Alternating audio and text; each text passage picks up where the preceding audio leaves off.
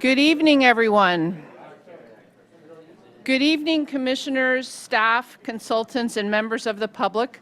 Welcome to tonight's Joint Commission study session on the General Plan 2050 update. I'm Molly Fow-Klopp. I am Vice Chair of the Planning Commission, and I have the honor of calling this meeting to order. Tonight's study session brings together Planning Commission, Design Review Commission, Transportation Commission, Parks, Recs, and Open Space Commission, and the Arts Commission. Will the Secretary please call the roll? Yes, and I want to apologize in advance for any names I butcher. I try to catch a few of you, but just in case, please feel free to correct me if I'm wrong. And in no particular order, Commissioner Anderson? Here. Commissioner Moran? Here. Commissioner Cound? Here. Commissioner Strongman? Here. Commissioner Kwok? Here. Commissioner Klopp? Here. Commissioner Needing is absent and let us know in advance. Commissioner Basting? Here. Commissioner Riley? Here. Commissioner Case is absent and let us know in advance. Commissioner Prowse? Or Prose, excuse me. Thank you. Commissioner Newsom? Here. Commissioner Kraling? Present. I said that wrong. I know I did. I even asked you. I'm so sorry. I got nervous. I capitaled the L. Sorry about that. Commissioner Patch? Here. Commissioner Ash? Here. Commissioner Guerrero? Here. Commissioner McMahon? Here. Commissioner Baltazar? Here. Commissioner Dresser? Commissioner Kurland? Here. Commissioner Tesfaye? Here. Commissioner Magnani? Here. I ruined that one too. Commissioner Pinkstaff? Here. Commissioner Sasser? Here. Commissioner Brockhouse? Here. Commissioner Garland? Here. And Commissioner Oler. Here. Thank you. Great. So, the purpose of tonight's meeting is to provide an overview of the general plan update process and gather commissioner feedback on key issues and community priorities within each commission's area of expertise. Staff from the Community Development Department and Alta Planning and Design, the city's general plan consultant, will be leading the presentation and discussion. This is an informational study session only. No action will be taken and no formal recommendations will be made. Did you want to make a couple? Go ahead. Thank you so much. And I just want to state briefly, the presentation is broken up into sections. There will be opportunity for us to gather input and answer your questions. We're going to try our best to collect it by table. And so as staff addresses your table, you'll have that opportunity. Because you guys are mixed and mingled amongst commissions, we do ask that you provide your name and the commission you're representing before you provide your comment. So thank you. Thank you very much. So before we begin the study session, we'll open the meeting for public communications. But since this is a special meeting, comments are limited to items on the agenda. Speakers are asked to complete a speaker card provided to the staff before speaking, and each speaker has 2 minutes to provide comments. Do we have any cards? Don't all rush at me. Okay, so there are no comments. We will now move to the study session.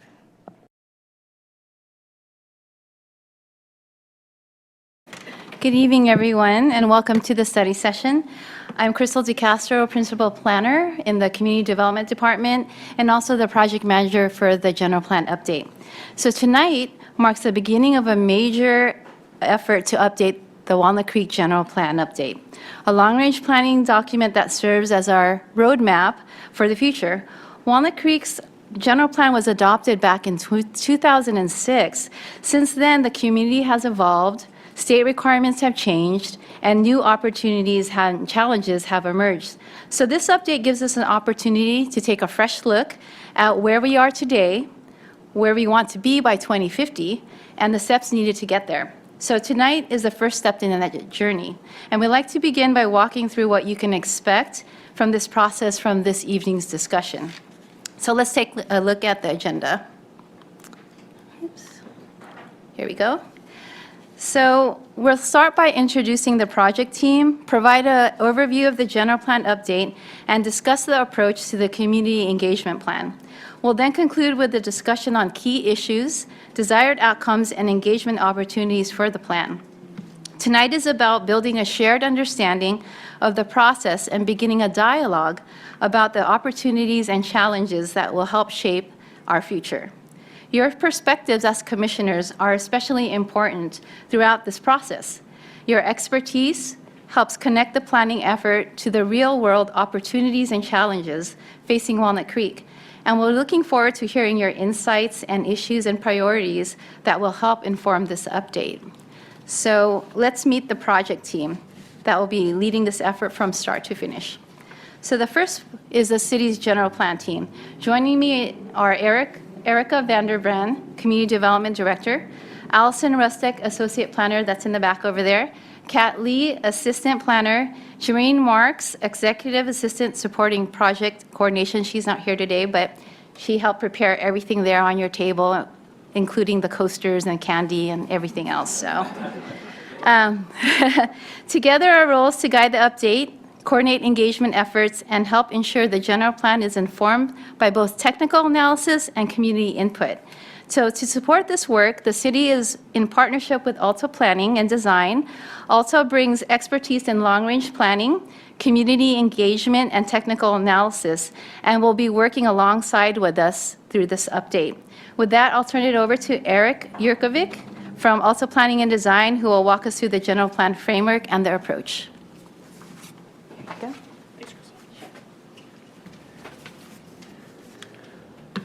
Good evening, everyone. My name is Eric Yurkovich, and I'm a principal and deputy director of community planning at Alta Planning and Design. We are a mission-driven planning and design firm really focused on creating healthy, sustainable communities where we work. We have a pretty long and deep background of working on general plans across the state of California, and we've been fortunate enough to be working with the state of California right now to update the guidelines for general plans and specific plans across the state.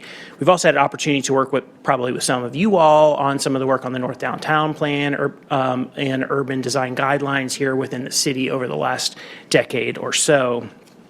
You're going to have an opportunity to meet Tiffany Yang, who's the deputy project manager on the project, in just a moment when she introduces herself. But you'll get an opportunity to work with a lot of our really terrific staff. So you'll see them at commission meetings, at public workshops. You'll meet Valet and Anna and Sasha throughout this process. You'll get a chance to meet them.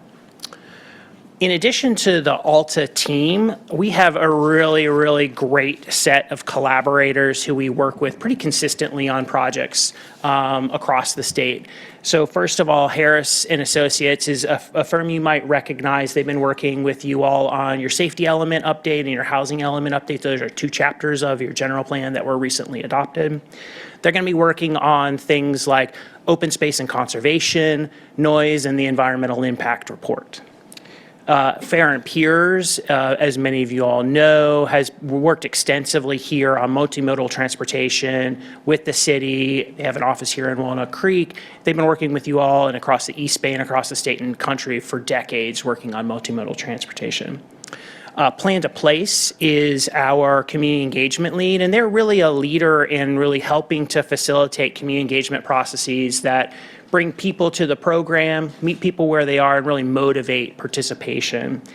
Bay Area BAE, Urban Economics, is a local firm really focused on financial feasibility, financing, and economic development strategies. And their job is really to help us visionary planners turn our ideas into something that's implementable and feasible. And then last but not least, we're teamed up with the Cultural Planning Group, and they've done hundreds of cultural plans, master plans all across the country, and they're here to bring their expertise to the process. You're going to get a chance through your commissions to meet with representatives of all of these firms as we go through the process. Now, this is a really exciting time. This is actually, I think, the best time of a general plan. There's a lot of excitement. People are kicking it off. It's all vision. We get to think about what our values are for the future. And we get to think about how we root this plan in our shared values moving forward. This plan really, the general plan can really help shape the evolution of the city moving forward and into the future. Now, how many of you all are just generally familiar with general plans? Any hands raised? We got a few half raised hands.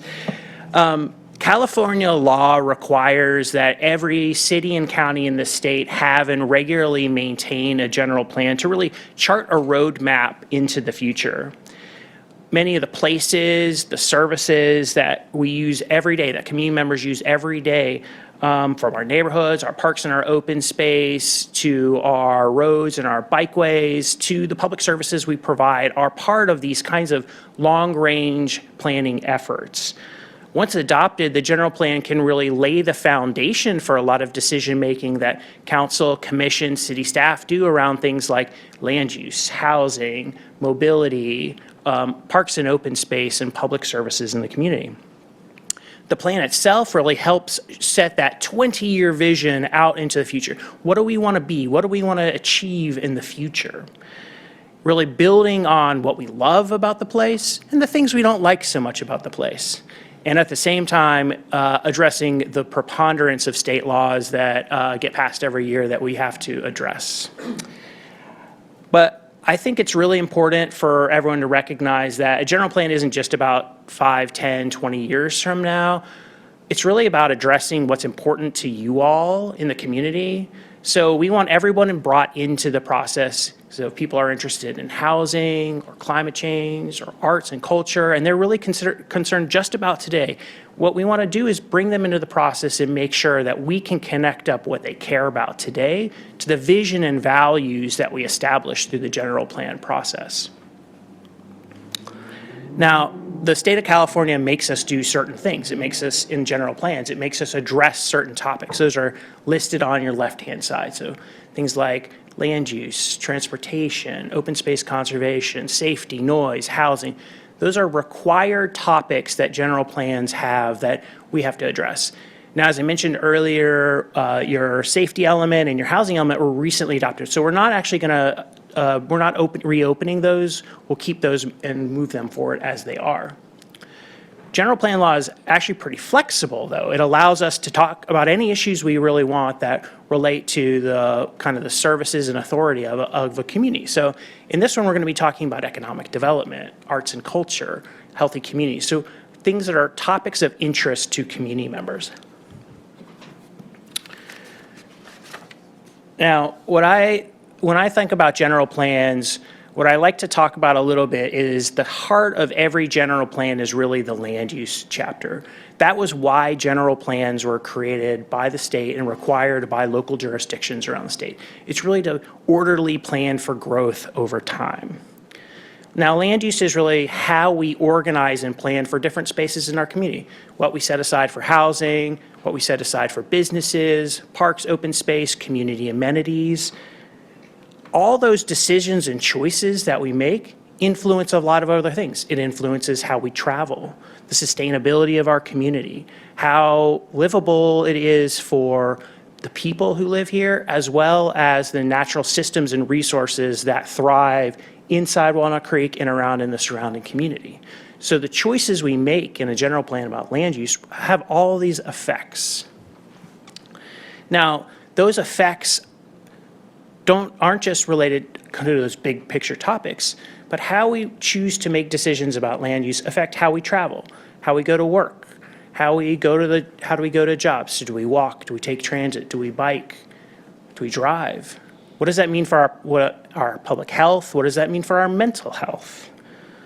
All of these in turn have repercussions for air pollution and climate change. So as we start to think about these things, a general plan gives us an opportunity to think about all these issues in tandem, right? So how we think about jobs and economic development, how we travel to those things, have real impacts, whether it's to city services, to housing prices, to how we support and meet the needs of our community through our services. So we'll be talking about all the interconnections between these topics as we go. Now, we're not here to tear up all of the great work that's already been done in the community. And I'm sure as commissioners, you have been involved in a lot of different planning, policy initiatives, on-the-ground programs, services. Our job here is really to lift up and honor the work that's already been done by the community. We're here to really learn from you all, to know what's working well, what's not working well, What lessons do we need to lift up and carry forward into this general plan process? And what do we want to back away from that haven't really been working? And this is just a snapshot of just a few of those things that we'll be thinking about and integrating into the work that we do throughout this process and across all those different topics or chapters in a general plan. Now, before formally kicking off the general plan process, city staff actually went through an engagement process starting last year where they talked to community members, to city staff, even to city council about some of the priorities, the values, and the vision, and how to run this process. So that kind of early engagement is really helping us to make sure we meet the evolving needs of community members here in Walnut Creek, and making sure we understand the economic and social conditions here in the city, and make sure that we're reflective of those long-term priorities. Now, during those discussions, there were a lot of kind of common themes, and we're going to hear a lot about that as we do more engagement. Those were things around infrastructure, public safety, economic development, community amenities, walkability. So those are some of the common themes that came up in those discussions. And then further, the city had more discussions with council about how to kind of shape the process. And one of the things they wanted to do is kind of do our engagement in more of a topic-based approach. So that's why we're going to be meeting with you all throughout the process. We're going to be talking about individual topics and elements in the work that we're doing on those to get your feedback as commissioners and community members who are interested in those. And Tiffany's going to talk a little bit about that interaction with you all as we go through the process. And then finally, all of that feedback really helped us shape up like what our process looks like. Because general plans take 2, 3, 5, sometimes 8 years, we try to really break them into distinct phases where we cluster our technical work with a lot of different types of community engagement at each of these key points. So we've broken our process into 5 points, and right now we're really in this kind of existing conditions and visioning phase. This is really a phase of discovery for us, right? We're really here to listen and learn from you all, from community members, to understand what some of the values are, what the vision for the future is, and how we can leverage different issues and opportunities to make important changes in an evolving community. We've done an engagement plan, a communications plan. Our website was launched last night, which many of you all might have seen today. We've been working on a series of existing conditions reports, so we're really starting to gather information about Walnut Creek that we'll publish out later. Then we're going to really start to create a vision and set of project outcomes that kind of guide the process. That will all happen in this phase. So some of the questions you're going to hear this evening that you can see on your table really kind of lend themselves to helping us determine what that vision, what those outcomes are that you want to see in the future. So then we'll move into a phase where we look at land use and mobility alternatives that really meet our vision and values. We'll talk about updates and refinements to the goals and policies of the actions of the general plan, and then we'll review those with the community, with you all, and then ultimately we'll move those all through the adoption process. That's a high-level overview of the process. And now we're going to pause as our first of 2 pauses just for kind of clarifying questions on the team or the overall process. The next part of the presentation is going to be on community engagement. So if you have those questions, you might want to hold those until we turn back and we do that part of the presentation next. So with that, I think if there are any clarifying questions, Crystal and I are happy to take those.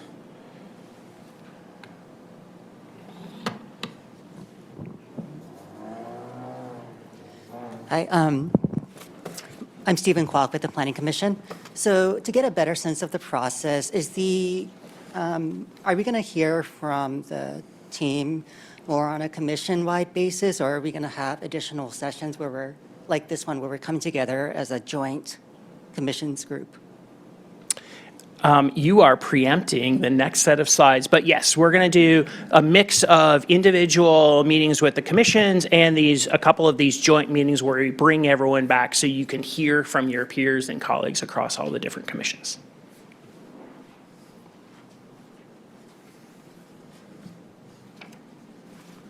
All right, with that then, if there's no more questions, then I'll turn it over to Tiffany to talk about engagement.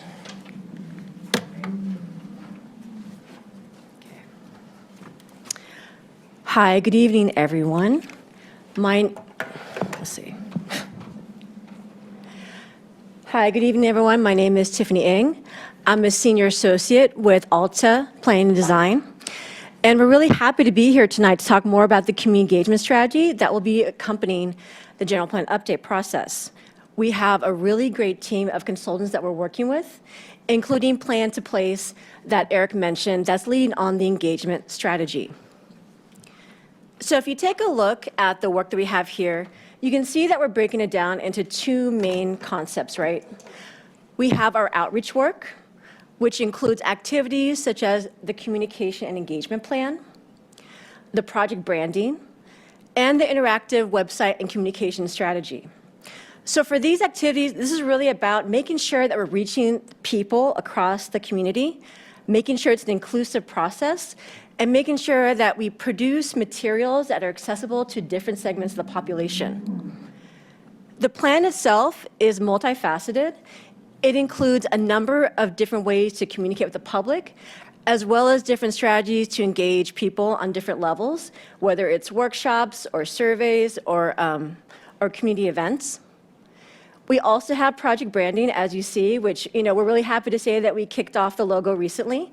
So you see that on all of our products, as well as the website, which and also our style guide. The website itself, raise your hand if you actually have seen the website yet. I know it just came out today. Okay, some folks, okay. You should really check it out because it's pretty fun. Our team with Plan to Place and the Alta team put a lot of effort to making it attractive, vibrant, and easy to access. So the language is easy, we have a key terms issue, and we have many ways in which people can engage with that website. Which is? That's a really good point. When I get to more talk about the website, we'll give you the URL, but really quickly, it's just walnutcreek2050.com or walnutcreek2050.org. In terms of the ways in which we engage the public, meaning the ways in which we actually talk to people, engage in discussion, do education, and get feedback, we start off with a couple of really different ways to talk to the public. So one is that we have a number of informational forums.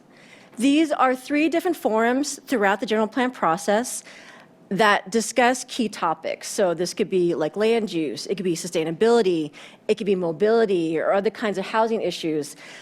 Ways in which the public can learn about these topics from experts and also find ways to develop common language around these issues, right? Some of these terms can feel inaccessible to the public, and this is a way to break it down in a really fun and engaging way with experts in the field.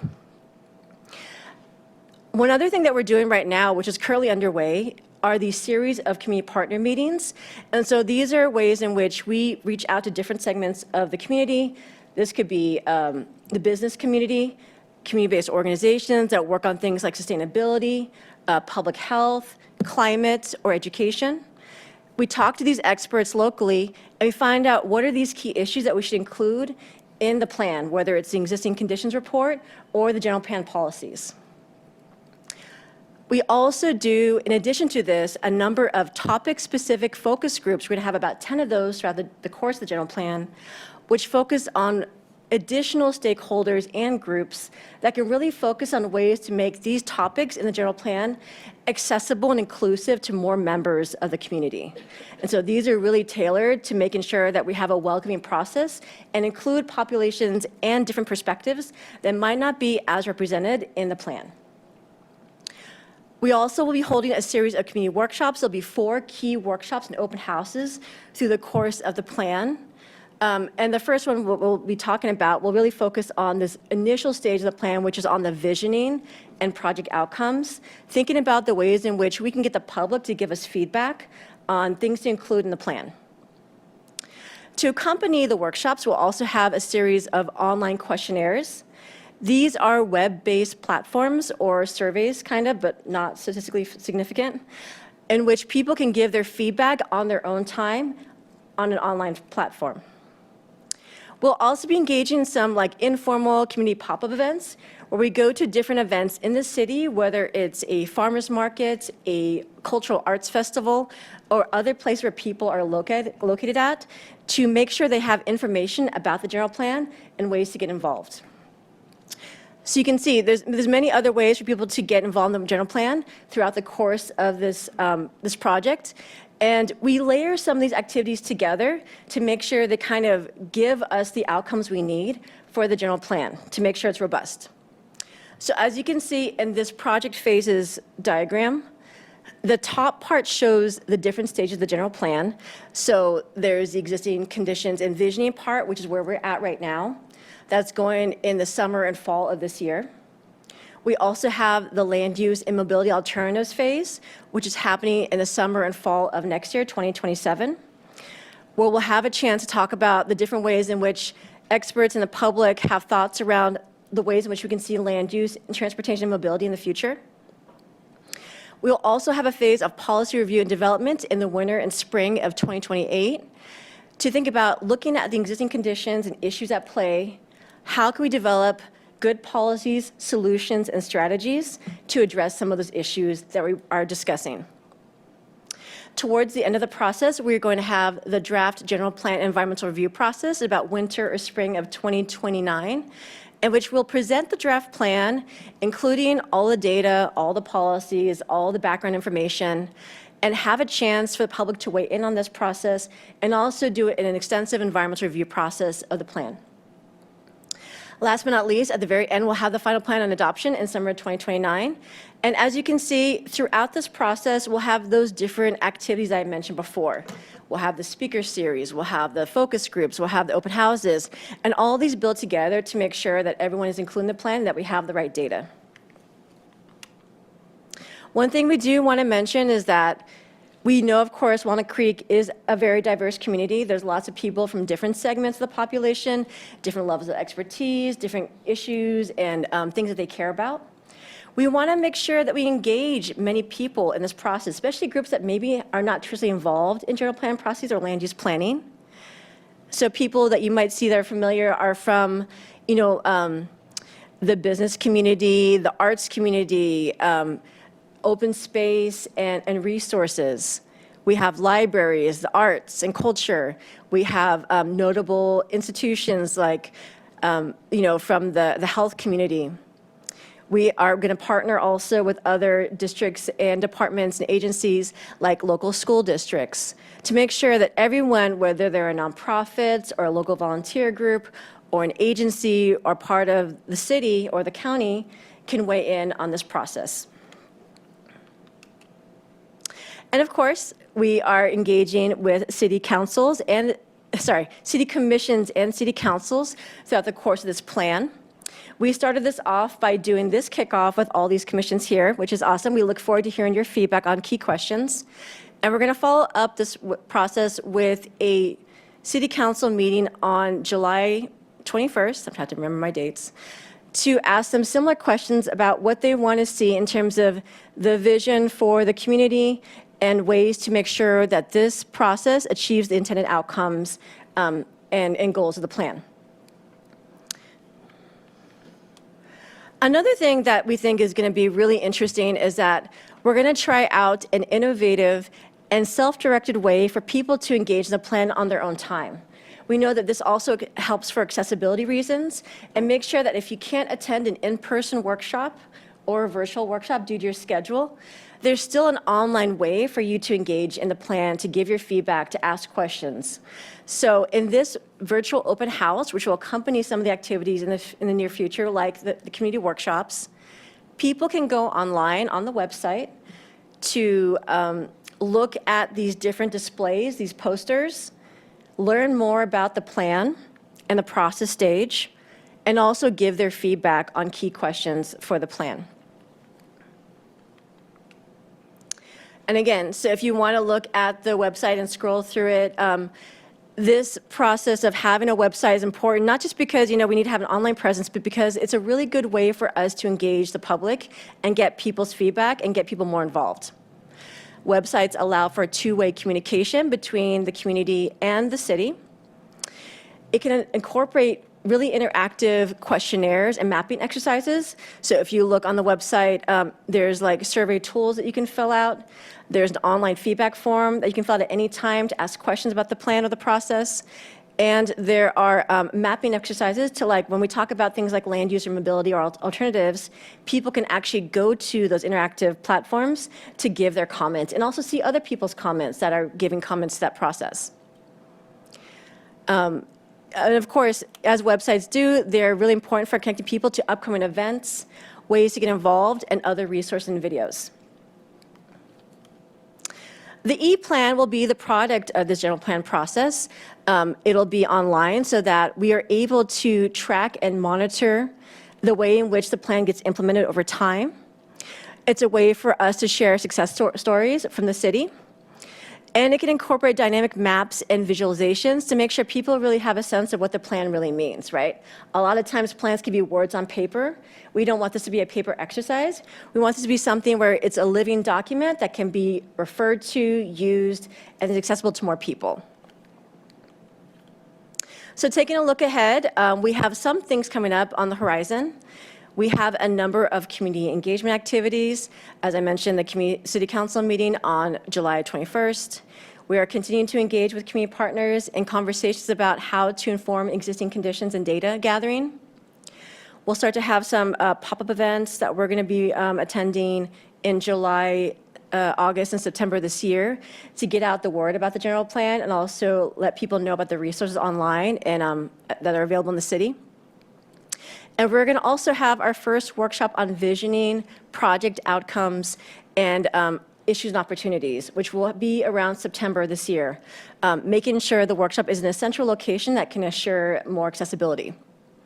And again, accompanying that, we'll have online questionnaires so people can give feedback.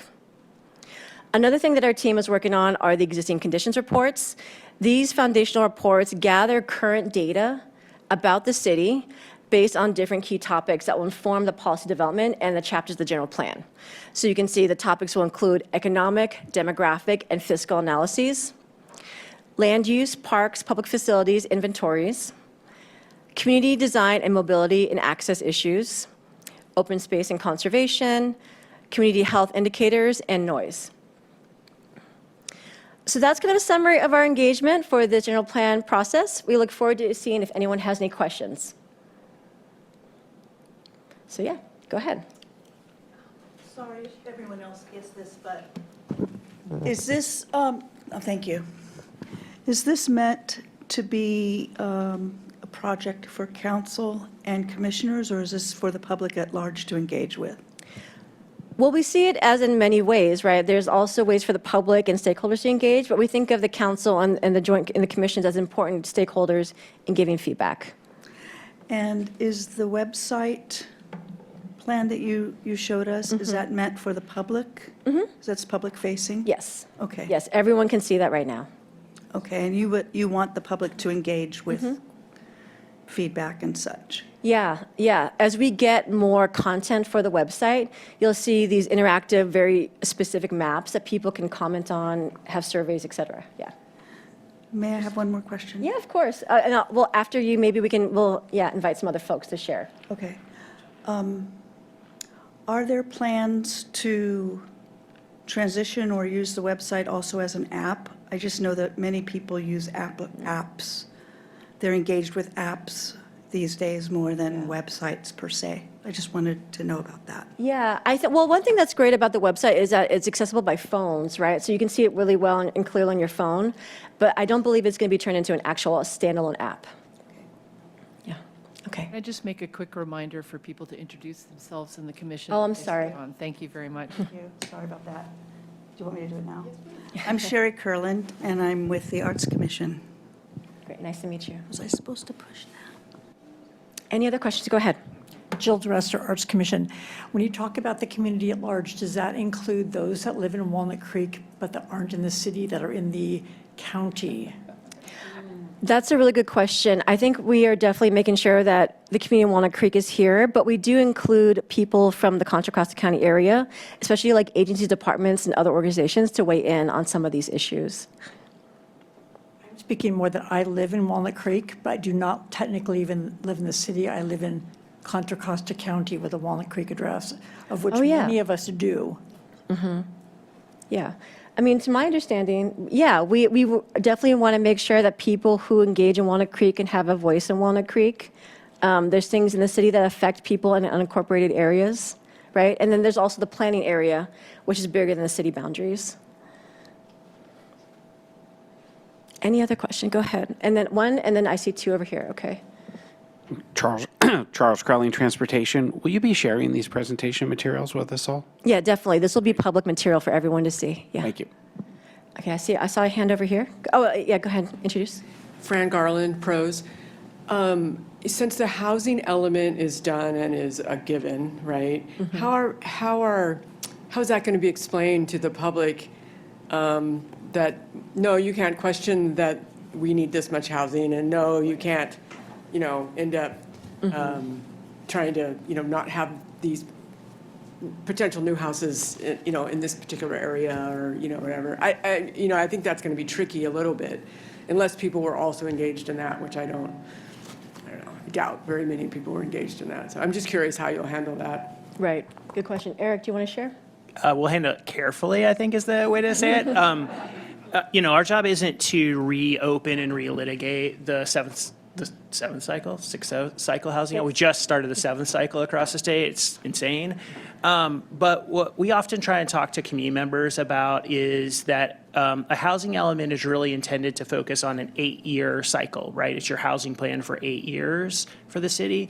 A general plan, we're looking at 20, 25 years in the future. So you're really looking at 3 or more different housing element cycles. So when we think about what that means, that might be we need to find more places for housing in the community than we did during the housing element cycle, right? We might need to be thinking about other housing programs that might support the needs of community members overall, right? So what we want to try and do through this process, especially through the efforts around land use and mobility planning, is really set the city up to successfully do a 7th and 8th cycle housing element and be ready for those. Thank you. I think another good point that Eric raised is that we want to make sure that through this process, we're doing capacity building too. So we're all learning about the general plan process together and what the city can and can't do. So we want to do education, make sure we know what the general plan can cover and what things it can influence or maybe have less of an influence on. Go ahead. I'm Ryan from Transportation. Who makes the final decisions on these? Like if there's multiple ideas, does it go to city council? Do you go line by line, or is it kind of like general approval? Yeah. How does that work? That's a great question, and it would vary by the topic or the element. There are certain things that certain commissions have statutory responsibility over. Things that the planning commission really, it's really the focused on the land use. The transportation commission, your role and responsibility really focused on mobility. Ultimately, the city council is the decision maker in all of this. They are the ones who ultimately approve or disapprove the plan and the implementation of the plan going forward. Our hope is that we work with you all through the process and we bring you and community members along and that we work through the issues as we go. And I don't believe you always get to 100% consensus, but we want to agree generally on our values and the direction we're headed. And sometimes the implementation might follow those values in that direction. I saw one hand, then two hands, if that's okay. Go ahead. Yeah. I'm curious about the community. Oh, sorry, Brendan Moran on Planning Commission.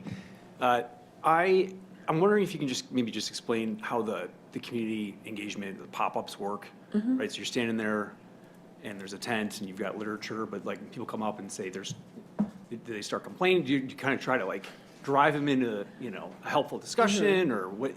Just talk to me about that. Yeah, that's a good question. I think in my experience, and Eric can share more about his experience, but we want to make sure that, we're not going to make any decisions at the table. We want to make sure people know about the process, what the topics are at hand. And if they want to give feedback, we can direct them to places to give feedback, either online or in other places or like workshops. I'm sorry, go ahead. Matt Brockhouse, pros. I think you have a great variety of ways to engage the public. how are you going to notify the public of those engagement opportunities? That's a really good question. So I think we want to make sure well, one thing is that we're talking to community partners and make sure that they can also give us feedback on ways in which Walnut Creek residents and stakeholders best engage and can get information. So community partners can be people who could be like ambassadors or leaders to help get out the information through the people that they talk to. That's one method. So like kind of working with trusted community people to talk to them. Another is using, like we have newsletters, we are going to do banners, have things in the community that are physical, make sure that people have flyers. There's ways in which people can go online, like websites and listservs. So we're going to collect emails so people can get on the listserv for the general plan update.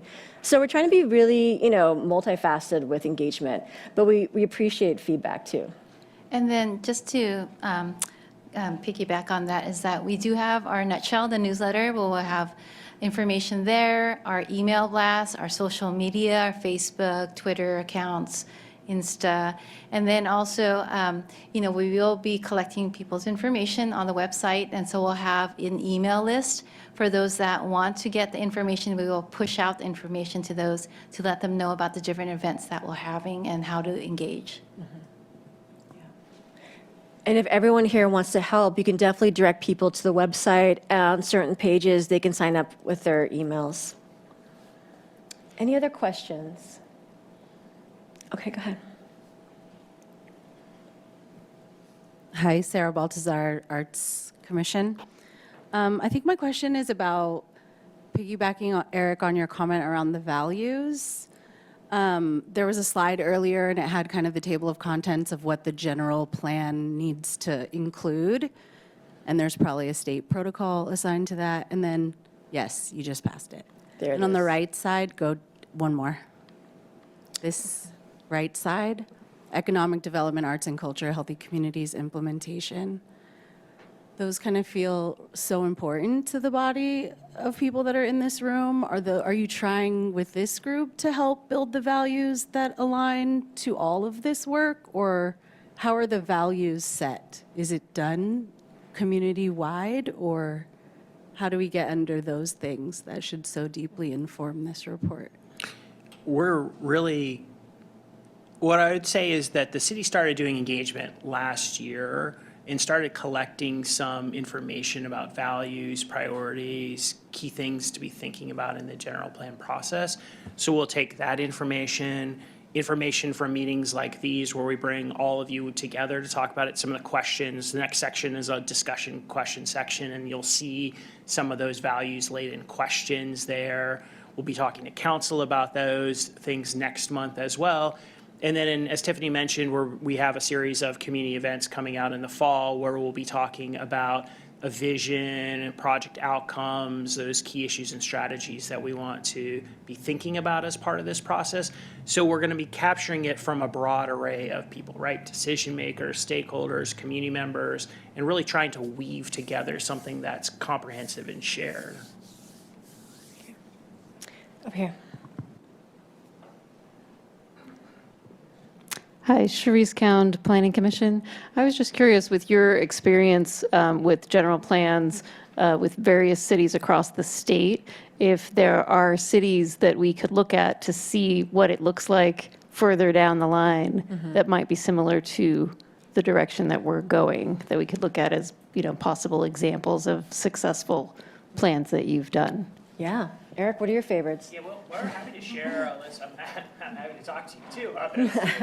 I'm also I can tell you about the hard ones too.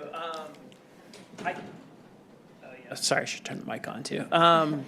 Happy to share some examples with you offline. I think that might be easier, and we can share some examples that we've done, that other consultants have done. And I think sometimes, we've done interesting plans in places like Culver City where they have a very strong arts and culture focus, right? And so there's an arts and culture element that's not common in a lot of communities, right? So we can kind of share out some of those examples that may touch on these different topics that you might be interested in as well. Great. Over here. A lot of cities. I'm sorry, what's your name again? I'm sorry, Brent Anderson, Planning Commission. Great. A lot of cities, when they're doing a general plan, will have a citizens committee specifically to deal with the general plan. There's a lot of attempts in what you're describing to talk to commissioners, to talk to the public at large. Do you anticipate a citizens committee for this project? Or perhaps several successive ones? So thank you for that question. We actually posed that specifically to council, and council felt that it was more representative of the community to not funnel it through specific, a subset of folks, but to be able to have a broader outreach to the community writ large, and then also to engage a consultant that was skilled in that consensus building in a more modern way of trying to do public engagement and outreach. Great. Any other questions? We also have questions for you, so if there's no other questions, we can move on to that part of the day.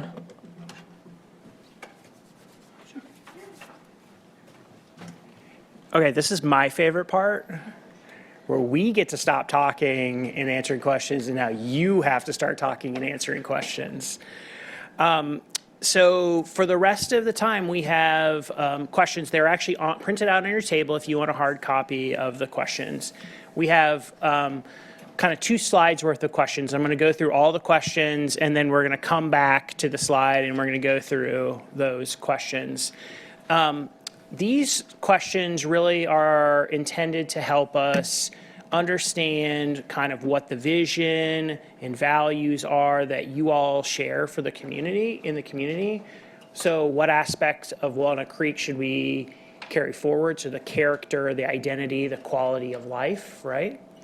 What are some of those pressing issues that the general plan needs to tackle, right? And then how should Walnut Creek maybe think about tackling those? And then what are some key outcomes you think are important that we use to establish early on that we're constantly working through and towards through the general plan process?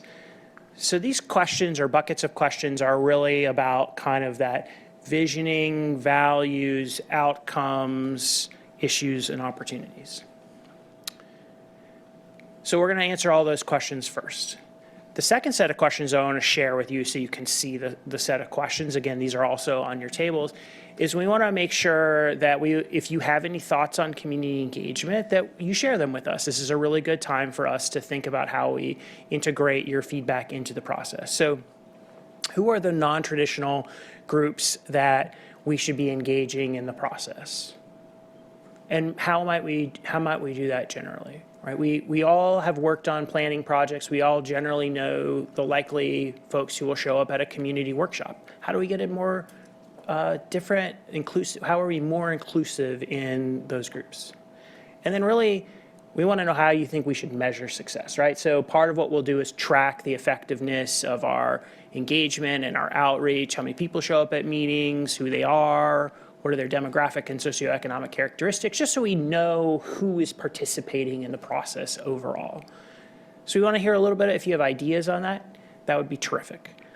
So with that, I'll put the Stay Connected up here. So if you haven't had an opportunity to get to the website yet, you can hit that QR code, which is giant. It's got the logo in it too, which is awesome.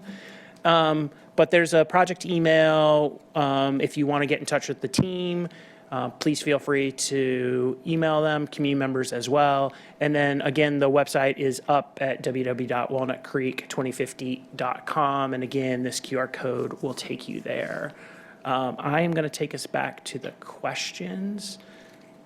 And we have another question from Charles. Do you want us to reintroduce ourselves every time, or are you good with you've already got it? I think it would be helpful if you just said your name and your commission. I think, and also because I think community members who may be listening in as well would be helpful for them as well. Sure. So Charles Crelling again, transportation. On the other slide, for the purpose of the exercise, it would be helpful if you told us your definition of a non-traditional population for engagement. Oh, very good question. Well, when we work on community planning projects, we tend to get older, wealthier residents to participate. We have a harder time getting younger adults, youth. We have a harder time getting families to participate, right? And we have a harder time getting often lower income families to participate. So big picture, like think about who those might be here in Walnut Creek and how to engage them. And many of you all have been involved in planning processes in one way or the other, and you probably have a sense of who comes to those meetings. So how can we be more inclusive in this process? So I had one general question, and I would, Molly Klopp, Vice Chair, Planning Commission. I suspect a majority of commissioners in the room are overachievers and have other aspects of their life besides being on Planning Commission. And so, or being on a commission, do you wish for them to answer from their whole selves of their whole life, or to focus on their response as a commissioner to these questions?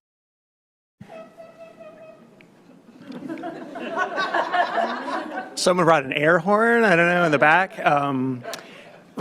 So in general, if you all could focus on comments from the perspective of your commissions to begin with, right? Because we're pretty well represented in the room. And if maybe we get to the end and something hasn't been said that you think is really important and it's maybe outside of your commission's purview or and responsibilities, maybe that's a good time to bring it up. But I suspect we'll hear a lot of those things throughout the course of the evening.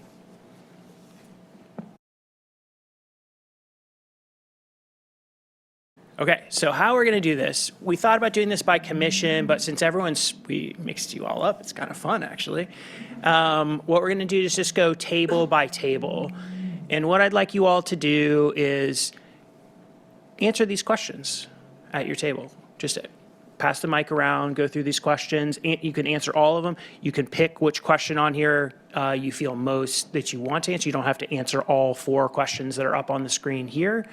And we'll just go one commissioner at a time, go around the table, go to the next table, and so forth as we go throughout. And we can start maybe, does anyone want to volunteer to go first? Any table want to volunteer to go first? I just need one hand. Yes. Okay, so we're going to start in the back right, and then we're going to come, and then we're going to go, this is clockwise.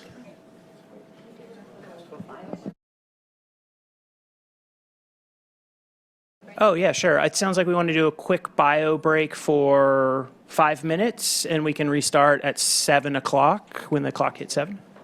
Thanks.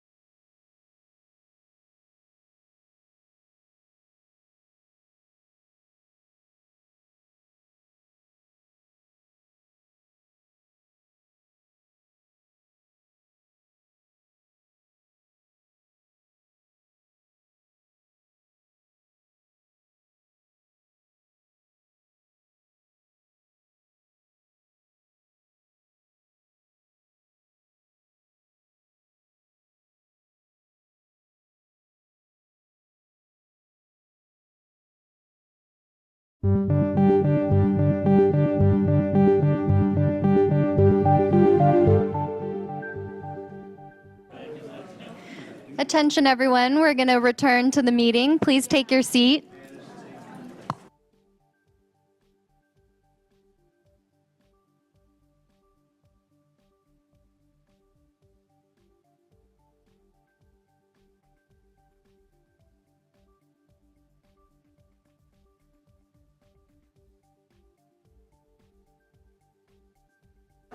Okay, thanks everyone, and thanks for coming back right on time and not dipping out to watch the U.S. soccer game, which just kicked. Don't do that. Okay, so here's what we'll do. Again, my name is Eric Yurkovich, Alta Planning and Design. We're going to go table by table. Just share your ideas. We're going to start in the back corner. Thank you for volunteering. Again, feel free to answer all 4 questions or pick the one you're most interested in, the one you want to talk about. Everyone here is going to have a chance to talk from your commission's perspective. And then once we go through that, we'll do a second round where we can do the community engagement questions at the end. So why don't we start with the gentleman who raised his hand. Again, tell us who you are, what commission you're on, and go for it. My name is Jeffrey Prose. I'm on the Design Review Commission, and in the first one, unique and special, I've lived in the Bay Area most of my life, and one thing I've really come to appreciate about Walnut Creek is a very vibrant street scene in the evening, but it kind of evaporates at 8:30, 9 o'clock. And so what can we do to kind of add a little more spice to our nightlife? I'll add on. I'm Phil Newsome, Design Review Commission.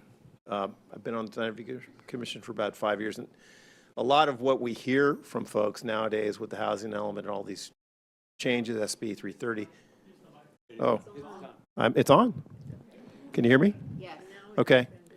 I mean, one of the things that I hear on the Design Review Commission is people come and they defend the character and identity and quality of this town, and with the larger buildings that are going to be plopped down in the middle of town, really, people talk a lot about in my mind, scale is preserving the scale of downtown. We're blessed with a like kind of a small town grid, and trying to build around that grid, trying to reinforce that grid while allowing this density, if that makes sense.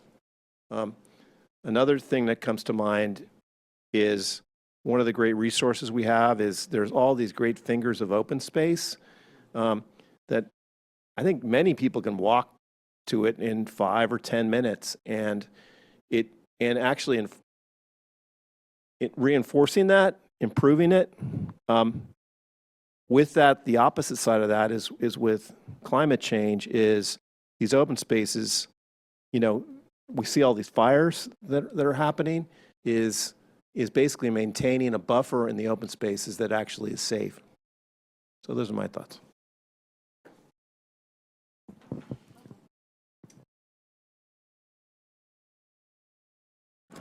Hi, Karen Basting, Chair of Design Review this year.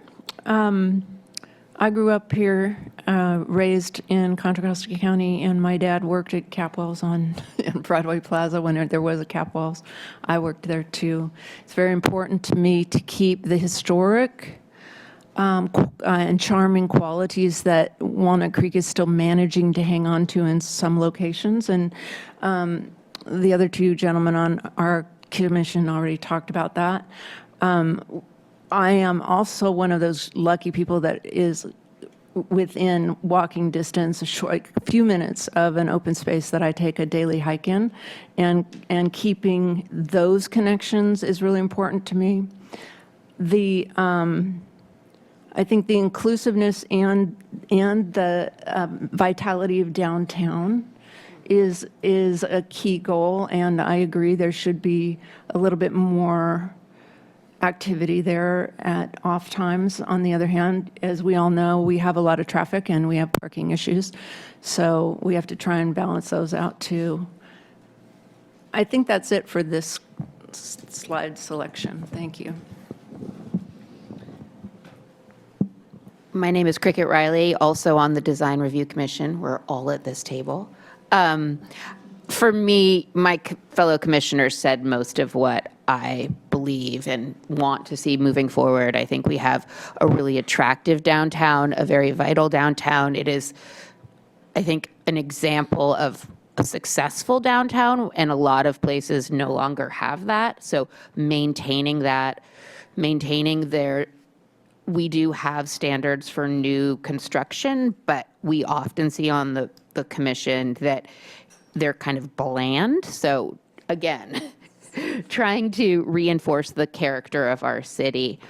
It's also really important, in my view, that we continue to prioritize public plantings, so street plantings, trees, things like that.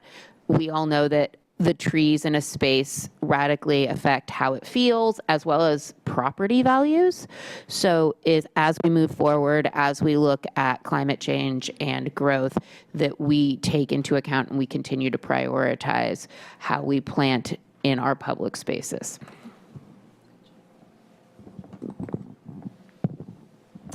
Brendan Moran, Planning Commission. Without rehashing all the wonderful comments that we've just heard, I think the biggest thing that what I'll talk about is the most pressing issues facing the city is mobility. Too close now, okay. And that's only going to get more pressing as we build more homes, whether we want to or not, and where those go, and moving people around, especially from the downtown area to the Northgate area and further south, and having connections and thinking about that now rather than 25 years and now, we're still solving these problems. You're up, Sarah. Sarah Baltazar, Arts Commission. Let's see, I took a lot of notes, so I definitely really love aspects of the Leisure Center, the Bedford Art Gallery, I love that there's a youth arts lab over the summer that is starting to kind of build this cultural creative labor that can live and stay inside of Walnut Creek instead of being too small of a town to stay in. My colleagues here, the access to nature and those open spaces, both the walkability and its protection seem extremely important. And to my friend's point on mobility, I think a generational transition as a person with young kids, and then also keeping my 80-year-old mother here, Walnut Creek is starting to become a place that is hard to stay in.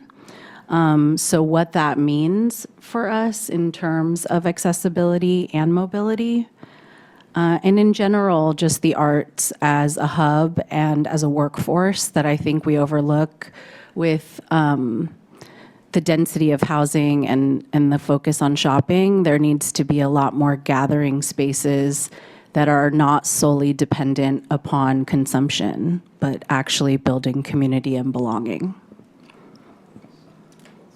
Could I just, before we move to the next table, ask you a follow-up question about that? Why, can you describe maybe more about why it's becoming hard to stay in? Rent is very high and it goes up, and there's not a ton of rent control protections for renting families here. It's really hard to buy. Something that probably needs to be completely redone is still $1 million.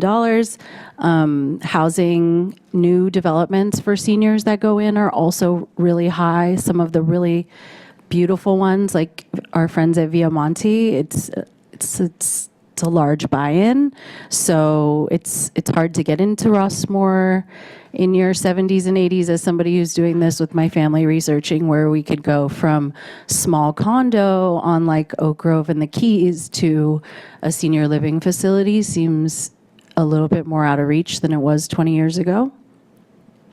Does that answer your question? Absolutely. Thank you for the extra clarification. All right, so we're going to move up to the front table. We're going to go clockwise. Yeah, so who would like to kick us off?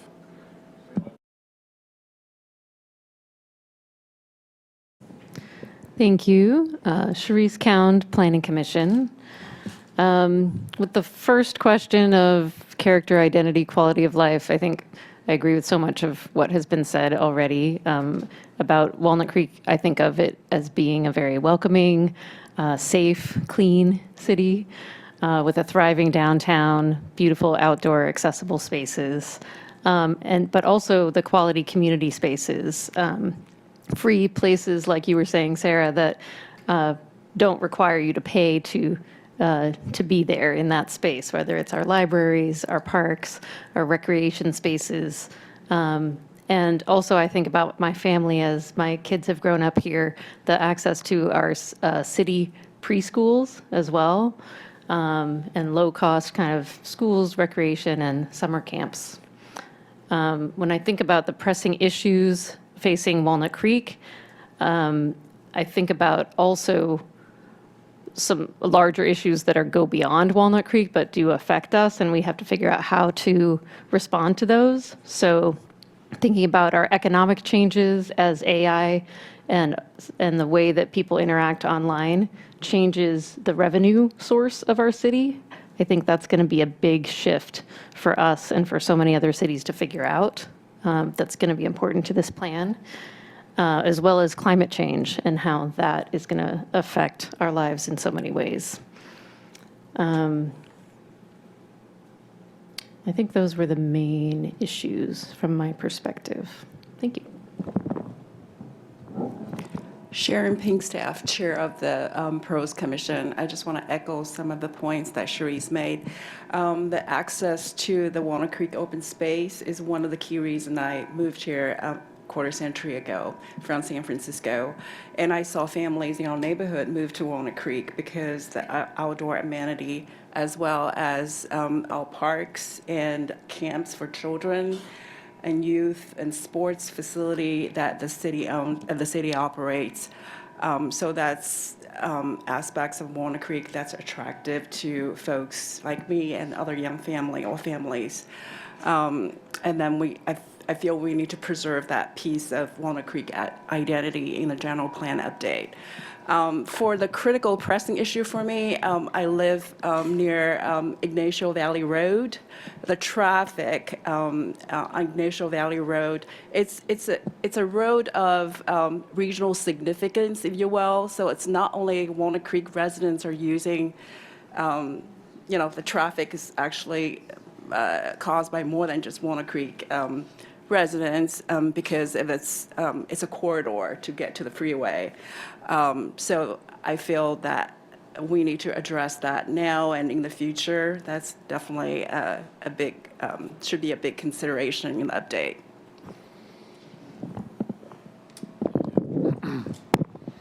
I'm Ryan, Transportation Commission.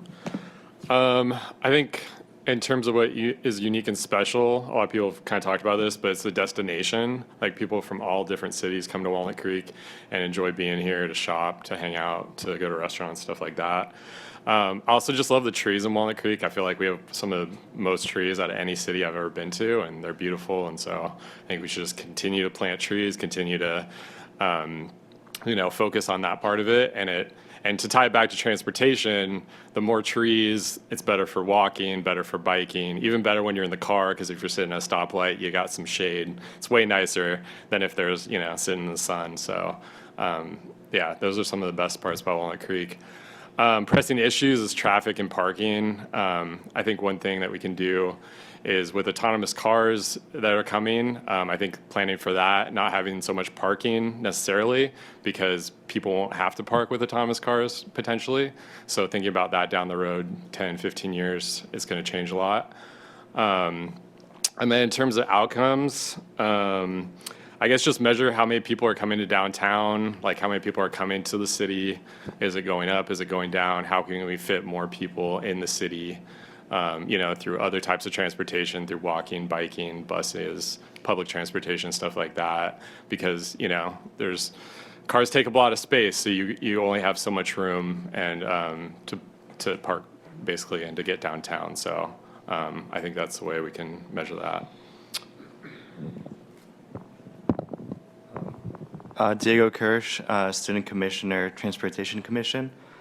For what's unique and special about Walnut Creek, I agree with what's already been said. So the downtown area is really vibrant and special, and it brings people from other regions. In terms of critical issues, I think affordable housing is a big one. And then specifically regarding transportation, parking is another issue that was brought up at our commission meetings. Specifically, we talked about curbside parking management strategies and how do you get people to utilize our parking garages and not just curbside parking. And so, I think that as Walnut Creek evolves and grows, we need to have strategies to address that and make sure that we don't drive people away by increasing the parking rates.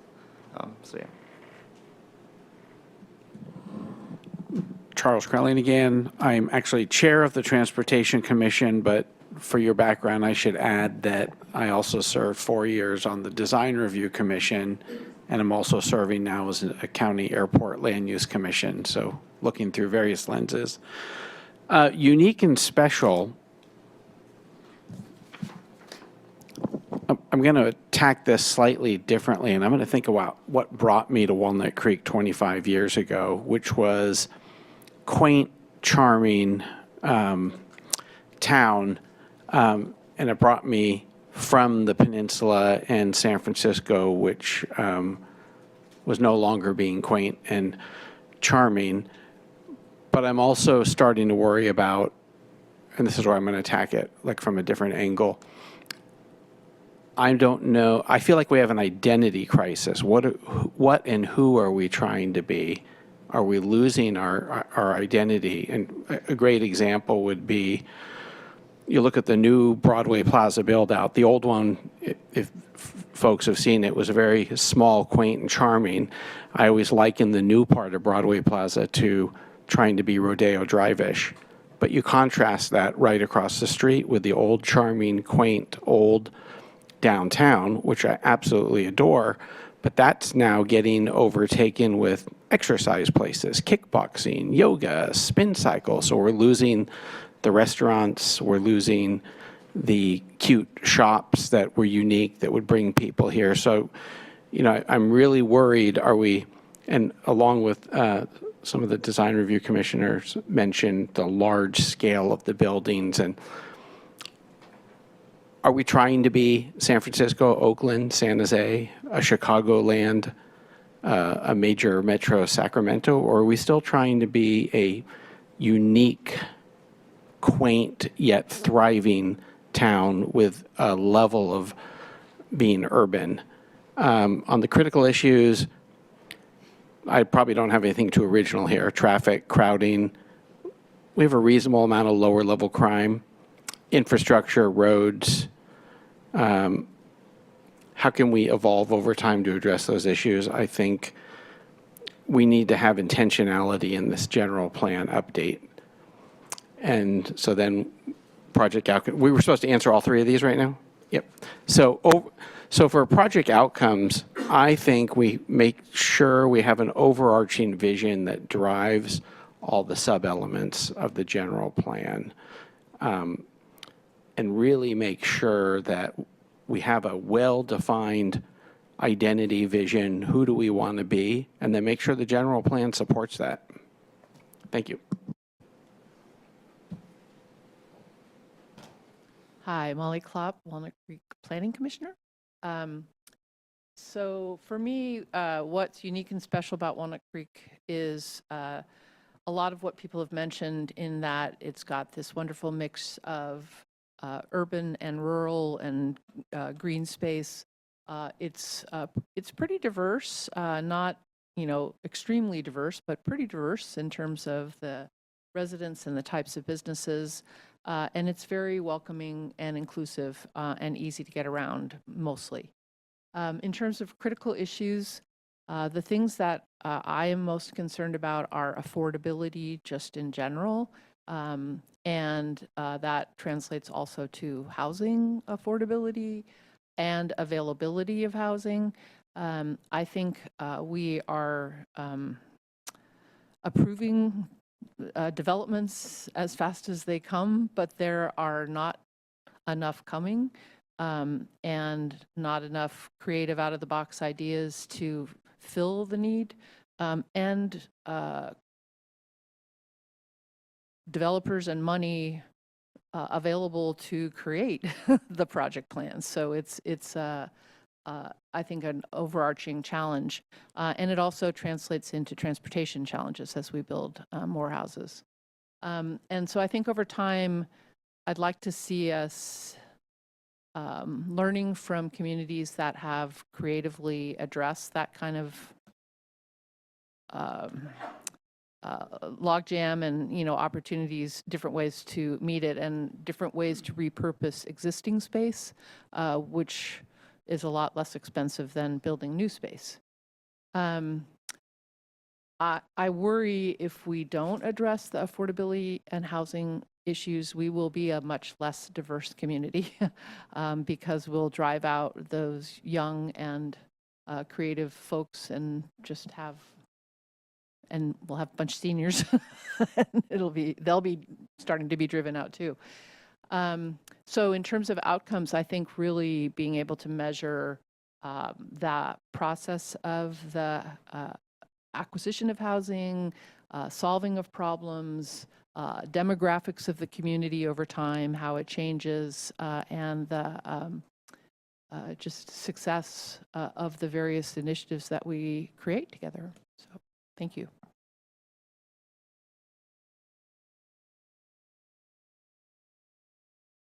Ken Strongman, Planning Commission, sorry, she turned me off. So we are under a lot of pressure to provide housing, but our predecessors for the last 50 years have tried to make sure that we are not just a bedroom community.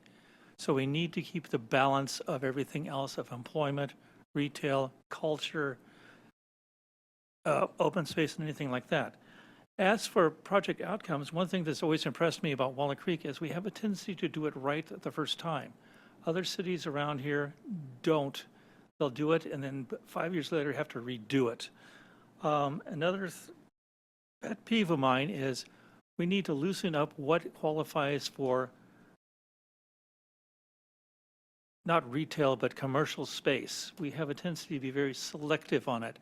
We had a case or a project just on the last session of the Planning Commission that is just wanted a dental office wanted to expand, but they were in a retail zone, and they had to have a CPU just for that, which I thought was crazy. That there was no change in the building or anything. They just wanted to expand, and we need to kind of loosen up so other things can happen without having the bureaucracy of coming to the Planning Commission or any other commission.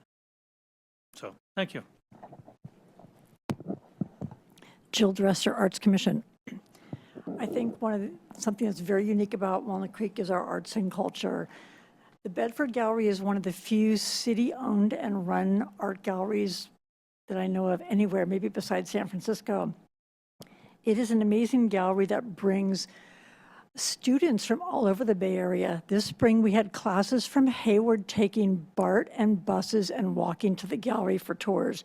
Who does that? That's like crazy because they don't have those resources in their city.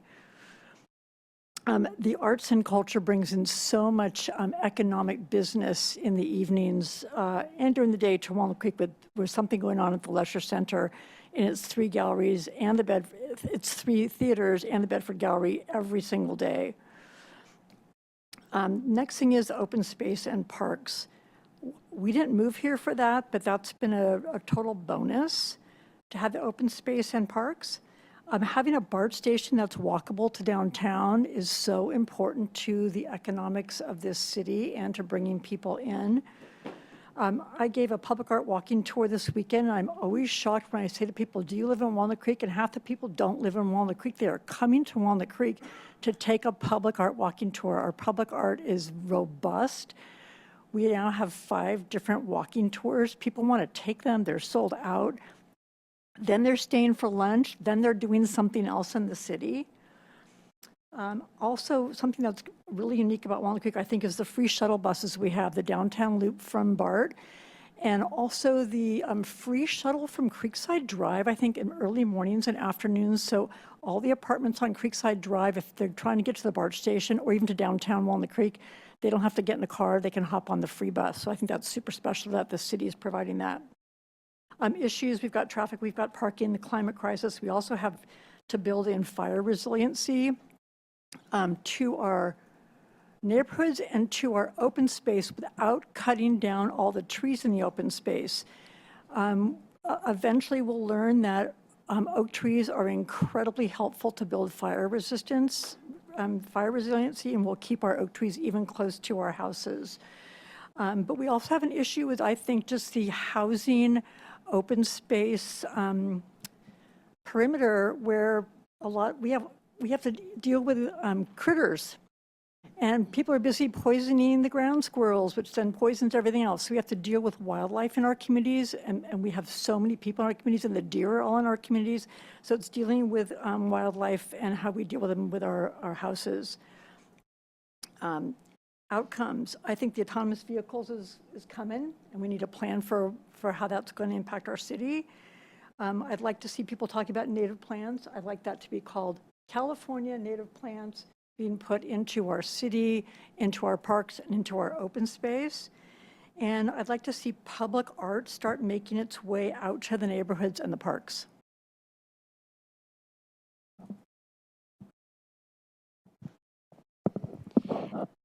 Hi, I'm Netsanet Tesfaye, Vice Chair of Arts Commission. I've lived in Walnut Creek nearly 16, 17 years, and we moved here for the school systems. We love, I'm in an active PTA involved with different activities.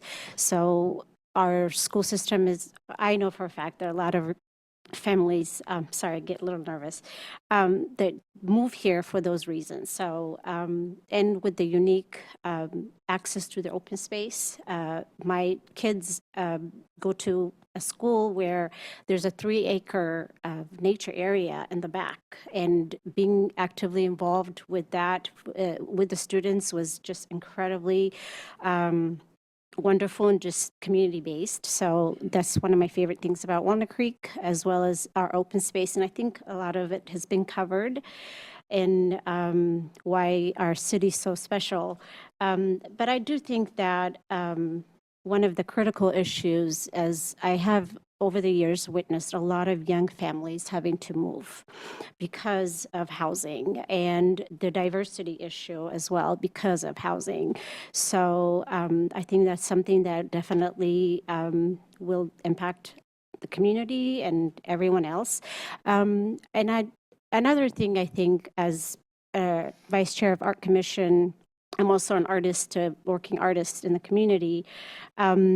I have a 13-year-old who loves to hang out with her friends. I am noticing that there's not a lot of youth activities that are centered around the arts as much as it should be, unless you're in a camp or most of the time it's something that you have to sign up for, or affordability becomes an issue for a lot of folks as well. So if there's a way to get the youth engaged in the culture and arts, after school programs, summer, where without necessarily having to sign up for different things, I think that would be a wonderful resource we'd like to see going forward.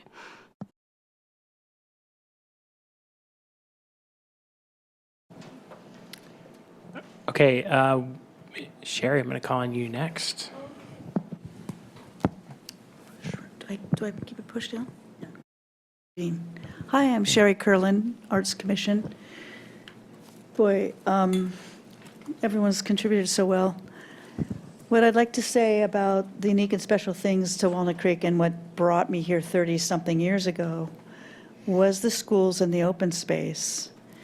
Now, as a retired person, it's community engagement with the arts program in Walnut Creek. It's really important to my personal well-being that I be engaged in community arts programs, as it is I see for many, many people that attend them. I would say, so those are, I would say, some very unique and special things about Walnut Creek, and food and the walkability.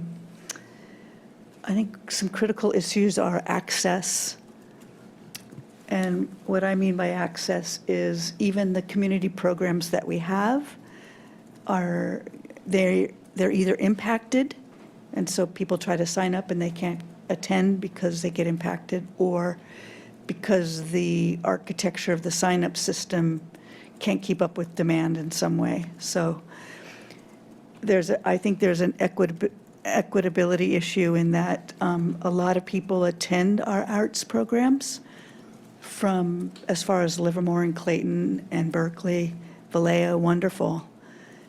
But as an example, I live a mile away from the Community Arts Center, and there were 3 terms that I was not able to book myself into. As a city resident, it becomes frustrating. So I would say, for me, a critical issue among those who want to take those kind of courses, and that might extend to the soccer classes and the swimming classes and summer camps. As it is now, in order to sign up, you've got to be on your computer at 11:59 a.m. on the day of, and be lucky enough to get your slot. And now I'm going to speak up about that, because if I'm a parent and I want to get my kid into a program and I'm working, how in the world can I manage to get my kid that lives in Walnut Creek into a program like that? It's really very difficult. So I would say that's a critical issue. And a project outcome that I'd like to see is probably linking other parts of Walnut Creek to downtown. The Northgate community, I like what someone said back here about that. You know, I live near downtown, so I can walk, and it's wonderful. But if I lived in Northgate, my experience of Walnut Creek would be very different. So that might mean moving some aspects of Walnut Creek to different pockets of the city, or making it easier for folks to come in. That's all I have to say. Thanks. As the parent who was unable to get my kid into the Oakland Zoo camp in the 10 seconds it was open, I understand that problem. All right, let's go to the back corner, and then I think we have one more table.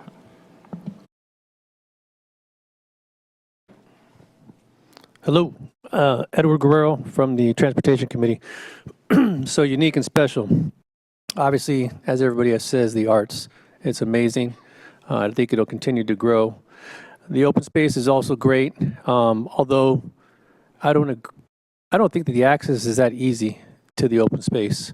Depending on what side of town you're on, it's not always easy to get there or park or, access it as it should be. I think one of our greatest things is also the medical care, having 2 hospitals, especially John Muir. The level of care there is probably one of the best in all the Bay Area. As far as critical issues, YV. YV is it. With so many people using it, I don't think it's like somebody said over here, it's not a Walnut Creek thing.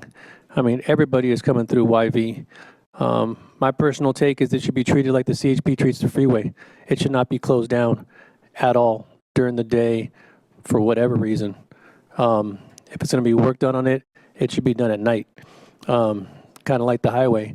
There's so many people that are affected by YV, and especially because the hospital sits there and some other infrastructure sits there, I think it's very important to keep it open.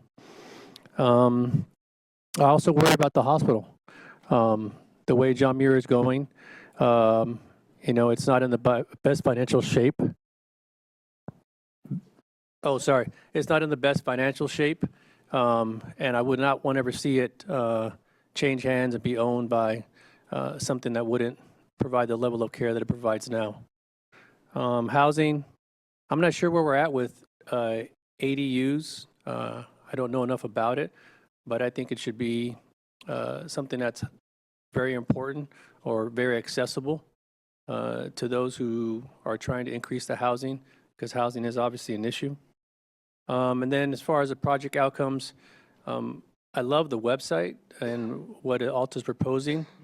I think that if there was a way to capture those that are going to be accessing the website or coming out to the meetings, is there data that we can derive from there to find those that are not accessing it and not coming to the meetings and find a way to reach them?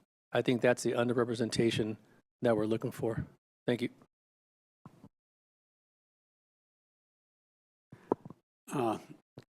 Brent Anderson, still on the Planning Commission. The unique aspect of Walnut Creek, we've heard a lot of things about the qualities in Walnut Creek, but some of those qualities are present in other places nearby. Maybe not to the same degree, but still. I think what it really is unique about Walnut Creek is its regional identity. It's a regional center for shopping, for business, for which means that people not only come into Walnut Creek in the morning and leave in that evening or vice versa, but people come in and out of Walnut Creek all day long. And because of, it's a natural situation. Walnut Creek's in the middle of the county. It's at the big highway interchange. It's got a nice big flat area to build on. And it'll continue to be a regional center. And so, it needs to, and that has impacts in that I think that the population, the citizens in Walnut Creek have understood and internalized the fact that it is a regional center. It's different from other cities. And that's okay. That's part of the reason we like it here. It's part of the reasons we get frustrated with things that are here. But that's the way it is. It's accepted, and we're going to work with that. So I think that's different from any other city nearby.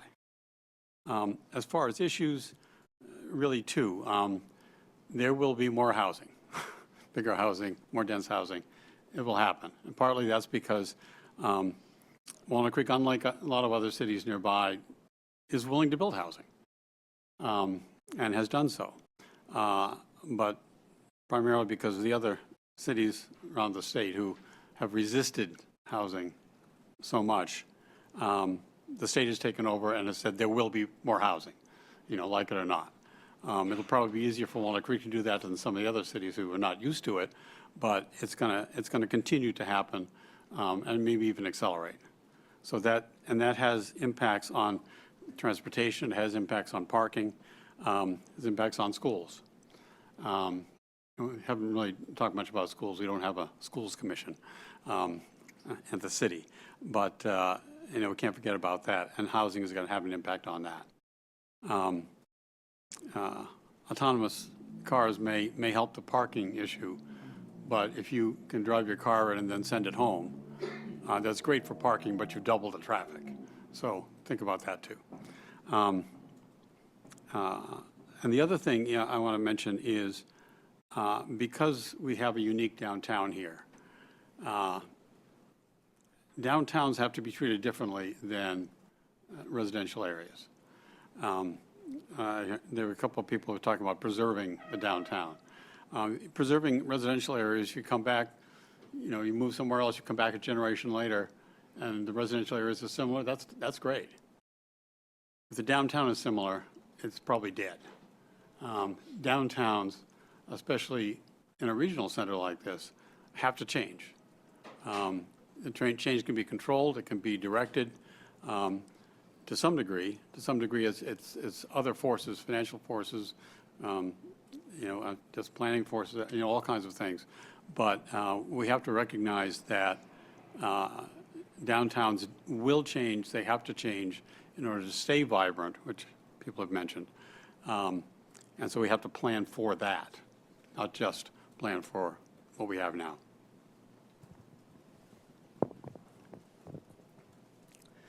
Stephen Kwok, Planning Commission. For me, so I've lived in the city 4 years. I'm fairly new as city residents come. And so I've quickly fallen in love with the city. What I like about Walnut Creek is a lot of others here have spoken to it. So the city identity, the connectivity, the willingness of the residents to contribute to the health of the city and the vitality. I like that this city, I work for the county, so I think a lot about how our city operates in context of the wider region. I like that we're a good regional player when it comes to larger projects such as transportation initiatives throughout the region, climate resiliency as the risk of fire becomes greater and greater, and the risk of flood comes greater and greater. How is the city operating in the context of the region to help, not just Walnut Creek, but also Lafayette, Alamo, the county up and down? How does the city contribute resources to the wider region to enable the wider region to be resilient and sustainable? In terms of connectivity, I think one of the critical issues we have is the ability to, mobility has been mentioned. I think in terms of physical obstacles, 680 and 24 are major obstacles to moving around between neighborhoods and downtown. I live on the other side of 680 from the BART station, so that's a personal experience for me. And Walnut Creek is another major obstacle where there's a lot of great housing on the one side of Walnut Creek, but downtown is on the other side.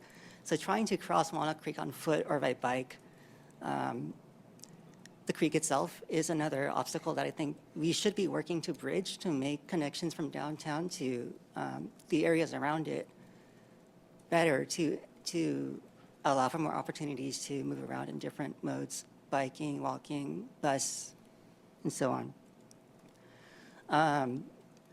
Another thing that I've learned, I'm working through the home buying process right now, and one of the things I found out, it's very difficult to get a homeowner's insurance policy for specific types of housing. And so hazard mitigation, I mentioned it briefly, fire, flood, other areas. As we continue to build different types of housing, how are we managing the risks that come along with it? And how are we working with the state and different players in the corporate world to allow people to have continual access to affordable housing and to have access to the financial side of it, the insurance side of it, so that they can continue to live in a city that becomes, as the risk environment changes for the city.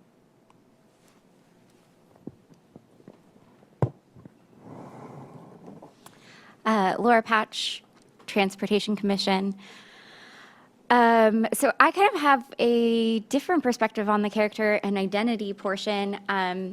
Having grown up in La Miranda and deciding to move here as an adult, I have the like, why did I come here instead of anywhere else in the Bay Area? And part of it was that I just remember Walnut Creek always having things to do. As a teenager, it was safe for our parents to like let us come here and hang out and not be worried about us, because there were places to shop safely. There were restaurants that we could be at. There were, art exhibits. There's just a lot of interesting things that appeal to a variety of ages, I think, that bring people to Walnut Creek. And I know a lot of people mention our downtown. Part of what makes downtown unique is that you've got the big stores, but then Main Street has more little independent type stores. And so I personally would like to see one of the outcomes be maybe bringing something about that character to other commerce areas in Walnut Creek. Downtown is not the only place that there is commerce, but it is the only walkable commerce that we have in the city. And that is irritating to me, because people should be able to go to like multiple stores and not just always have to be in downtown.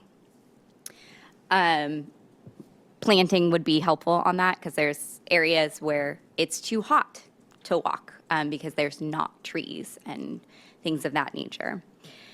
From a transportation perspective, I would really like to see something in the general plan that addresses mobility from a car last perspective. Having grown as a suburb, Walnut Creek is still very car focused, but I think my generation and those younger are moving away from every single person in their family having a private vehicle and going around, right? That's part of why we see kids on the very terrifying electric bikes that they're on. If they can have that and they don't need to have a car, that's great, but like it needs to be safe. So part of that is having good public transit. We talked about YVR a lot. Maybe there needs to be a tram or some easier way that people don't have to get in a single vehicle and drive that distance. I think that also helps with the climate issues. It reduces fire risks because you don't have cars that are going to light on fire, even if we switch to EVs, right? Because EV fires are terrifying. And then I know this is a little outside of my commission, but I want to address housing as a young person. It is very hard to afford to live in Walnut Creek. The high density housing that has come in tend to be rentals, and as somebody already said, there's basically no rent control to help keep those affordable. They were high-end apartments, so they were already at a high price point. There's a lack of entry-level housing in Walnut Creek, so people outside of college can't really move here easily. And same with mid-level. Like there's a lot of expensive single-family homes and nothing before that to help people. So that's what I have to say. Here you go. Awesome, thanks. It's 2-1 Turkey currently in the first. I'm totally listening to everybody. Jared Ash, Transportation. I have an interactive question for the audience. How many people live on the other side of John Muir from here? How many people live in like the greater Larkey area, right? How many people live in the, let's say, greater Rudgear area. I know I'm leaving people out, the downtown walkable, multifamily, BART accessible stretch.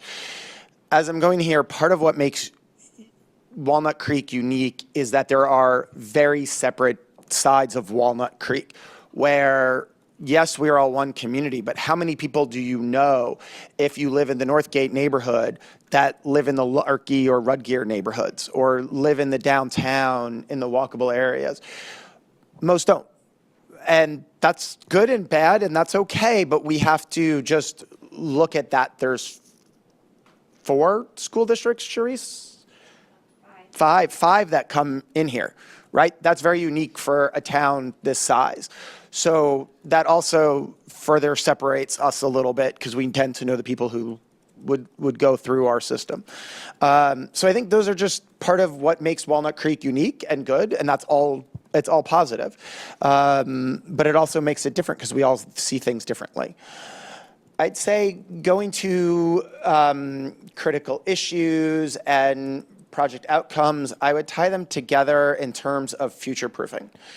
The world by the end of 2050 on this, I know people have briefly mentioned autonomous vehicles, but if you look ahead at CCTA, we're talking about planning, Contra Costa Transit Association, we're talking about how to do aerial transportation and how to bring that to our communities. Like, so people can go from here just to San Ramon in it or to San Francisco. Shopping is going to change with drone deliveries to the department store so you can get that color in every size you want.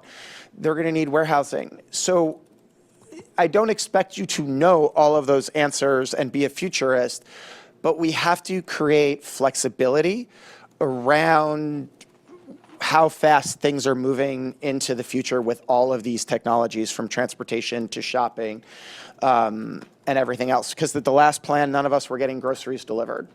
And when was it created? Maybe Amazon didn't even have Prime. But you're only 19, so so just saying it's changing quickly, and to just consider that. And we've sort of talked about, my colleague over here talked about Walnut Creek as this regional hub.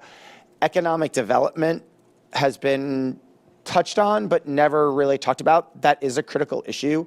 We are a center of the East Bay, from arts to activities, and we need to continue to focus on economic development. And I think part of this plan, when it comes to zoning and CPUs, APUs, things like that, needs to create flexibility for things we don't know. And I know that's so hard to do in your job and planning something that's 20 plus years in existence, but where you can create some flexibility and don't hammer things very specifically. If you can have retail on a second floor versus a first floor, or medical office on a first floor and a second floor, just creating those little things can help make it economically more attractive in 10 years to somebody who's looking to invest in this area and to grow their business. So, thanks.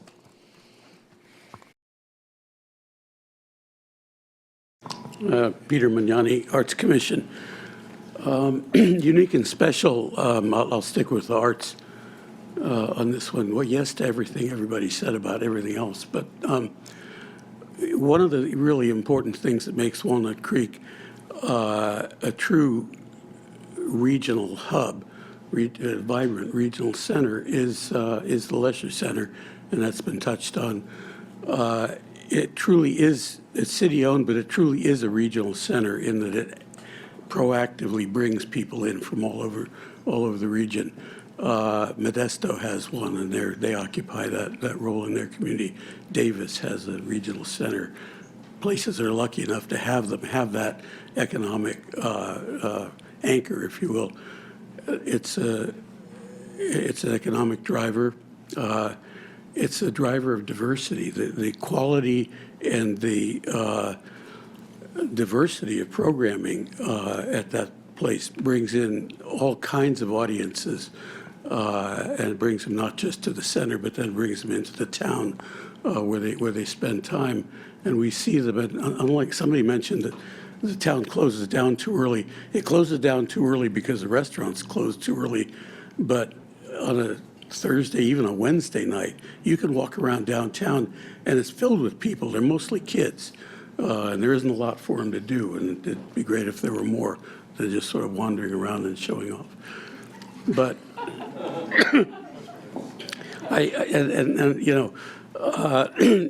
how it should be carried forward and strengthened as the community evolves. We need more. We need more arts. We need more programming at the Leisure Center, but we need more venues of all kinds, performing arts venues, galleries, more public art in more parts of Walnut Creek to bring that all together. Critical issues, same thing. I mean, there's a million of them. But I'll touch on the one that keeps me up at night.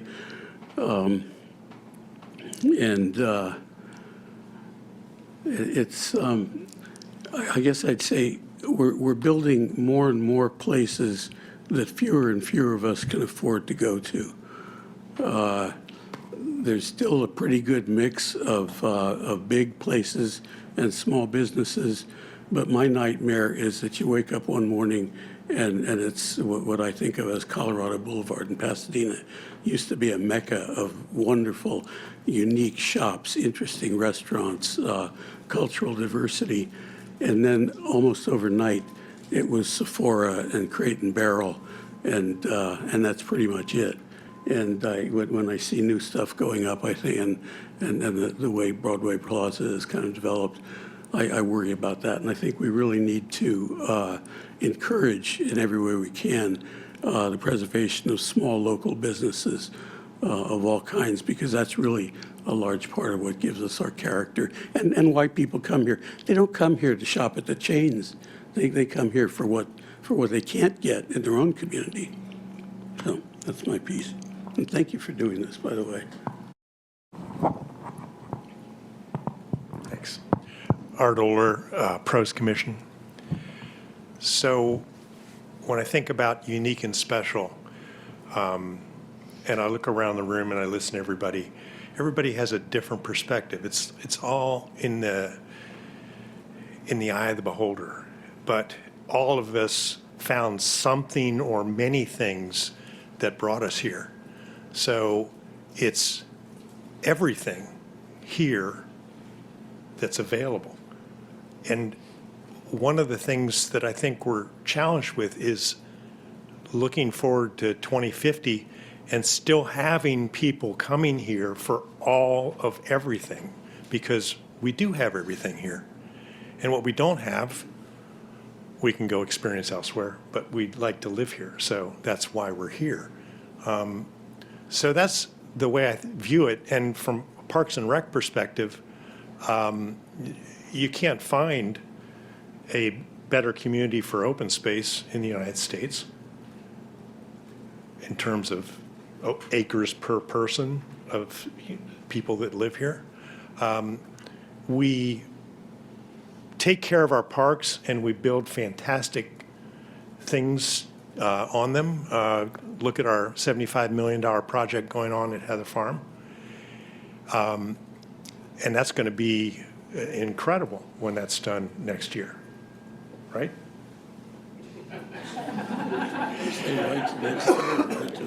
But notice I asked the staff that question, because one of the critical issues for me is that two things. One is that we can continue to attract and retain the incredible people that do everything here because they work here. They work for the City of Walnut Creek, and they build incredible things, and they maintain things, and they make every place that you go to here an attractive place to be, that the city controls. Think about that. Every place you go to, always, especially our parks, takes a lot of work. Open space, very few people work there, but the people that do work incredibly hard. And the recreation that we have. Haven't heard much talk about that, but there are so many things you can do here that people from all over the place are coming to do those things and make it very difficult to sign up at midnight. So maybe it's not a critical issue today, but retaining the incredible staff we have could be a future issue because of costs. Costs are going up everywhere, and it's hard to keep salaries aligned with what we need to do. So that's a huge difficulty. The other side of the coin is us, and I don't mean to say that in a selfish way, but one of the things that Walnut Creek has a strength and needs to have that strength in the future is we have an incredibly engaged community in terms of serving Walnut Creek as commissioners, as other committees that exist. We need to continue to have that, and I know that there are great efforts to recruit new people when the time is, when terms finish and people come aboard. We need to continue that. We are a city of planners, and if we don't get 2050 right, shame on us, because who better to do it than us? And with the help of the community, and I think some great ideas being shared by the consultants here and how they're going to get the community engaged, I think we can do that. So I think the outcome will be just another great plan that we execute in the city of Walnut Creek.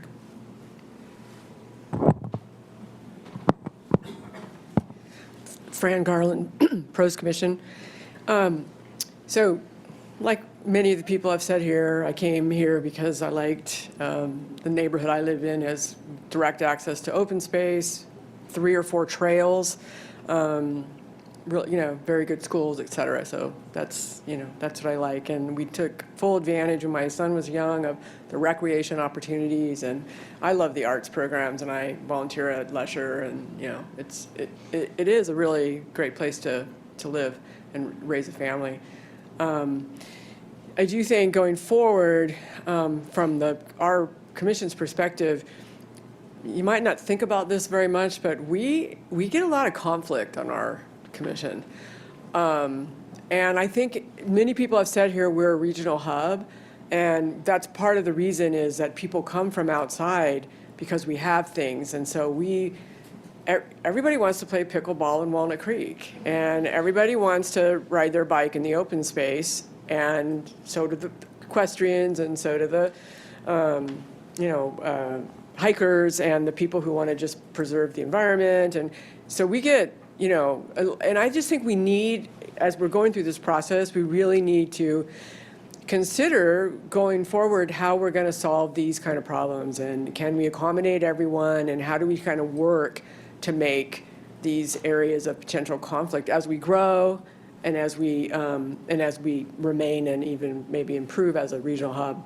I think the conflicts will potentially get worse. And then another one I think is, someone mentioned it earlier, and I don't really know what the statistics are, but I certainly see our demographics changing. And I think from our perspective as the Parks and Rec and open space, that matters a lot. Where do you put your parks?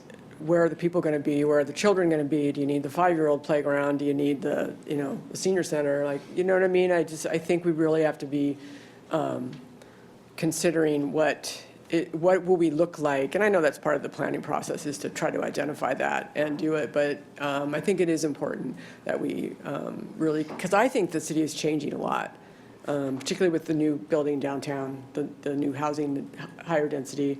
I see an awful lot of younger people walking, not so much kids, but a lot of younger people walking dogs and stuff like that, coming out of those apartments. So those are things that I think are going to be important. Matt Brockhouse, Pros Commission. One of the things I love about Walnut Creek is you don't have to leave Walnut Creek. So many people have talked about how it draws people in, but really, as a resident of Walnut Creek, I don't have to go out of Walnut Creek to do pretty much anything. I mean, I do, but it's so nice that I can shop here, I can eat here, I can recreate, my kids can recreate without really having to leave. And that was different. I came from Moraga, and that was different because from Moraga, you've got to leave to do anything. Yeah, exactly, right?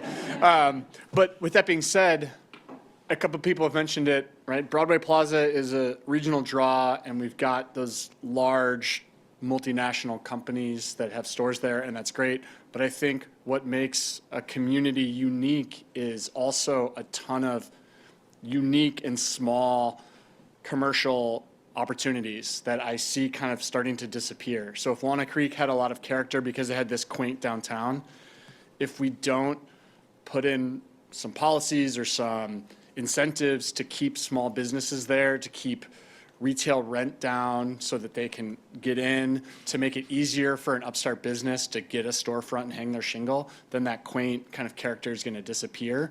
And we might still be a regional hub for commerce, but it's not going to have that unique feel. It's going to look like any other mall in any other city. And so I think it's really important that we do what we can to encourage the development of arts and small business, but also to give them a place to survive. I think another critical issue, we've talked a lot about transportation. For me, it's a little bit different. I have really young kids, and my kids can't go to their friend's house or to their park on their own because it's just too dangerous for them to get there. My daughter's 7. She knows exactly where her friend lives. It's a block and a half away, and I would trust my daughter fully to get there on her own, but I would not trust anybody on the road alongside her to keep her safe. And I think that's a really big problem. Sure, public transit could help with that because there would be fewer cars, but also just that sense of like, we're a community and we're a town and we should have some vested interest in our fellow residents so that kids can just be kids. And that's disappearing. Sure, my daughter can go to the park if I take her there, but there's going to be a point where she could go there on her own, but it's not safe for her to do it, right? I have to take her there because I don't trust all the cars on the road. So I think that's a really critical issue. That just moving around town is safer for everybody, no matter how you're doing it, driving, walking, on a bike. I think an outcome that would be really helpful to focus in on is kind of what Fran was saying, is the demographics.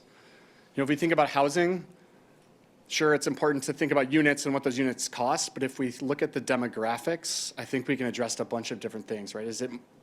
If the age of the community is moving downward, then that probably means that housing is also supporting that downward growth.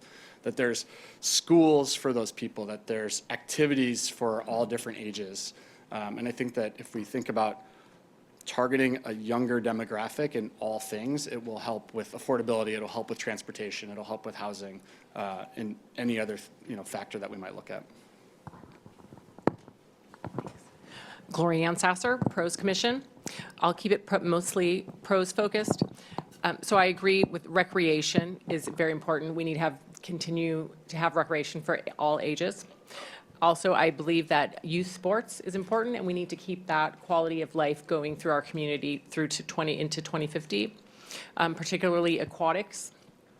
And I also, no one has mentioned the golf course, Boundary Oak. I'm not a golfer, but I recognize having a municipal course of the quality that we have in this community is very important, and we need to make sure that that remains healthy into 2050. And then lastly, just 2 comments is that it's very, Broadway Plaza, if you love it or hate it, it's vital to the community for the economics, and so we need to keep that healthy. And also all that shopping is changing. We don't know what it'll be like in 2050, so that needs to be important. That's very important. And I also think that continuing to have the medical here is very important also, so we want to be friendly to that community as well. And that's all I had. Thank you. I think we got everybody. We didn't miss any commissioners, is that correct? Yes, just scanning, okay. We have a couple more questions on engagement, which we're gonna do quickly. I'm gonna make you all do them popcorn style, but before we do that, I'm just gonna give everyone a 5-minute break and we can come back at 8:10. If you're not gonna take a bio break, maybe just get up and move around, get the wiggles out. All right, thanks.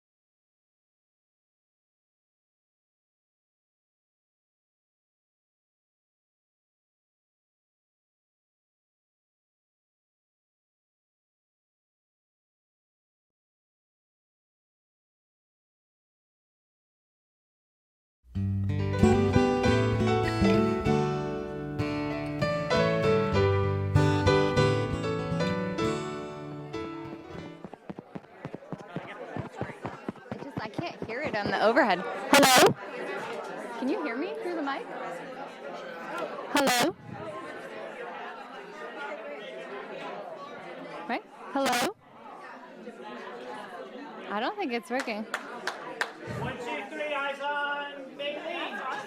Hi, everybody. We're going to resume. We're going to go back to it.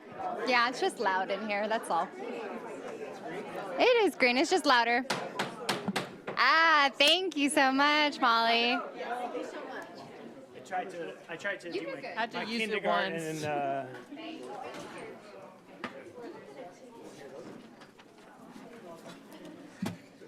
All right, thank you all for coming back to your tables. We got these last round of questions, and I will pass it back to Eric. Okay, we're gonna do the same table, same order. Here's what I would suggest. It's 8:15. You guys gave us a ton of feedback on the other topics. We want you to give us feedback on engagement. It's important. But I would suggest going quickly, popcorn style. If you've heard it already, you can +1 something, right? You can say, I heard that, I agree with it, and then move on, right? So you don't have to articulate all the ideas again, just to kind of speed up the process. But want to hear from every table again. We're going to start same table, same order. You volunteered to go first. You get to go first on this one, too. Jeff Prose, the Design Review Commission, non-traditional population. What comes to mind for me is senior citizens that, in a bigger urban context, can look inwards and be a bit more frightened about their community. And I think that we need to kind of bring them out and make them a bit more engaged and let them know that the world is a happy, sunny place and they're a big part of it. And measure that success. I think they'll just come from how we measure their participation. And I think a process which allows us to, I think someone really spoke about flexibility, perhaps in planning, but a process is flexible in how we bring people in and change programs and be able to kind of pivot as we need to remain flexible and open and inclusive.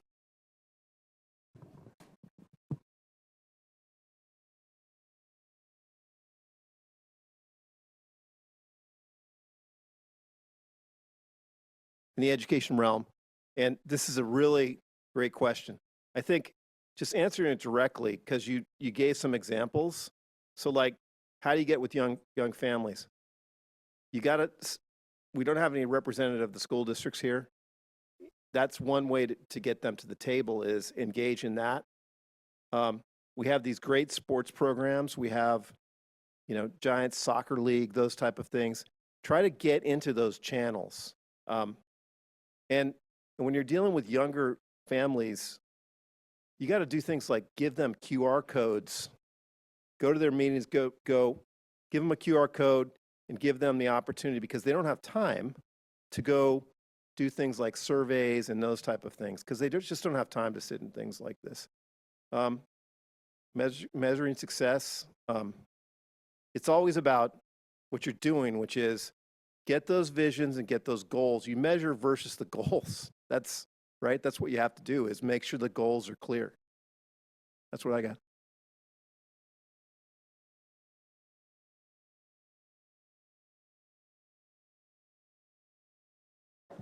I'm just going to say young people, because we were 2006 last time, and I think a lot of people around this room said, I've been here for a quarter century. So this is our time to make, the high school graduate, that's going to be their city in 2050. So we need to think about them and include them in the discussion. That's all I'll say. Thanks. Karen Basting, Design Review Commission. I have a background in doing outreach, and for BART, actually, that's how I started there. And one of the things, there's some things that I have suggestions for you about. One would be HOAs. We have a lot of multifamily communities, and that's kind of a captive audience. And for instance, our newsletter is coming out where I live shortly, so I'm going to put this in it. And So looking at other types of groups like that, where you're reaching across demographics, where you have families, there are lots of families and lots of folks from other populations in my neighborhood. And other effective things are, for instance, tabling at BART, which you can do. So you'll catch the people coming off the trains or going on the trains. And I think other than that, what was already said about seniors and youth and reaching out through the school districts and the libraries to those groups.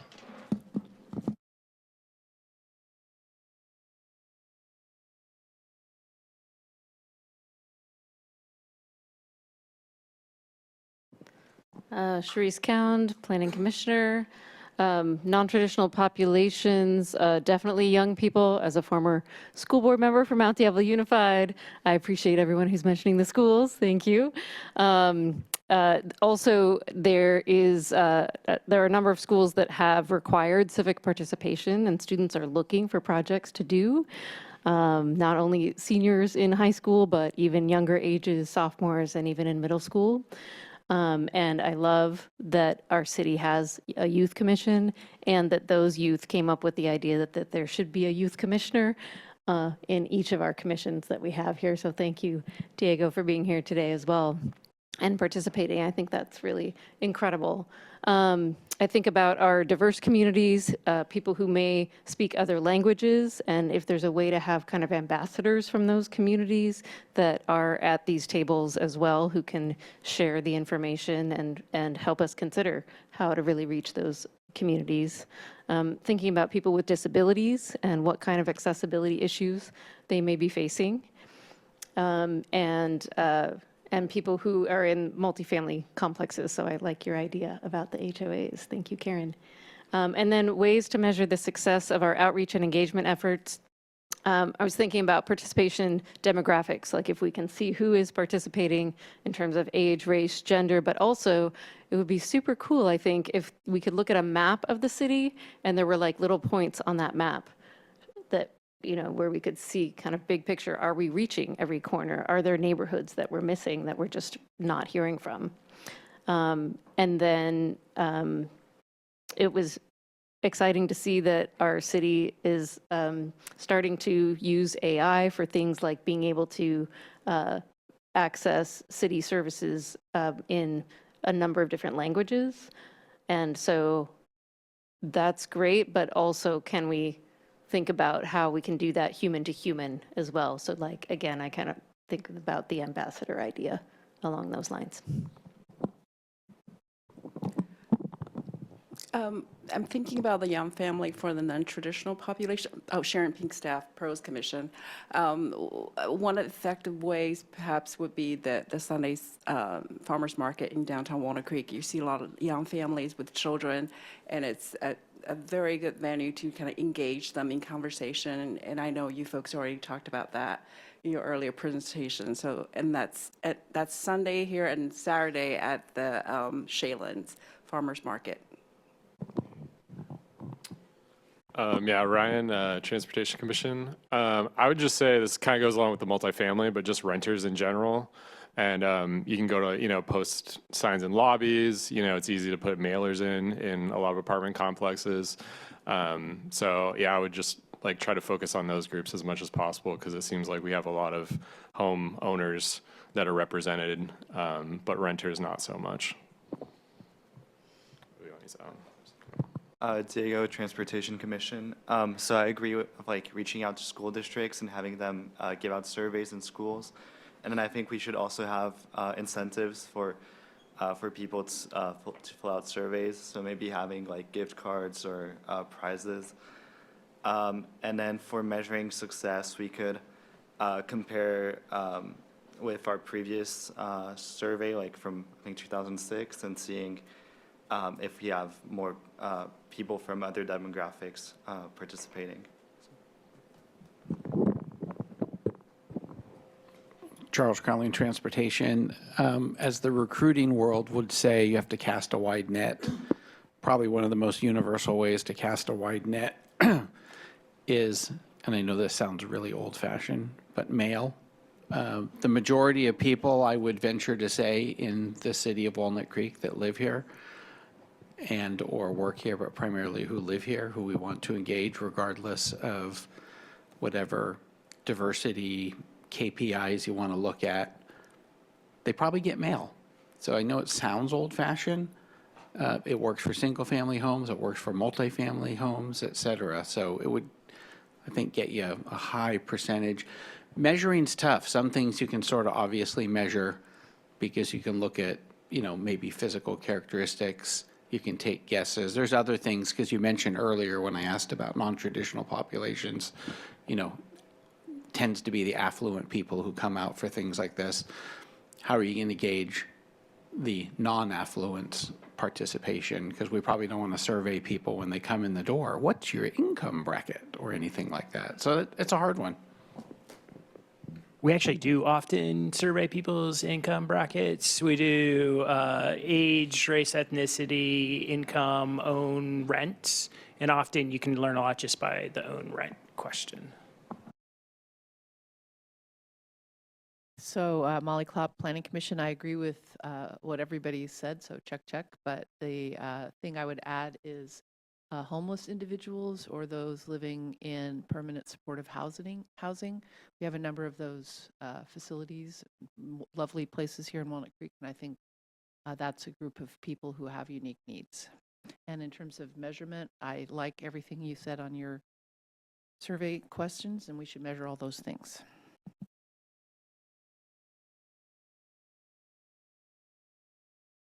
Ken Strongman, Transportation Planning Commission.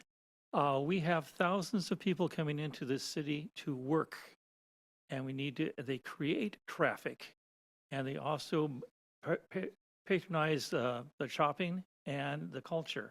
And we need to know what they need or how to properly satisfy their needs. Thank you. Jill Dresser, Arts. Ditto everything everybody else said. Can we have the questionnaire in the high school classes? Will the high schools decide, yes, we'll do this for all of our civics classes for 11th grade or 12th grade? Then you get all the 11th and 12th graders to answer. Are you allowed to ask what street people live on for measuring success so you can tell if you've got in particular neighborhoods? Maybe if they just give you a street name, you can then figure out what neighborhoods they live in it, see if you've covered the neighborhood well enough. Hi, Net Tesfaye Arts Commission.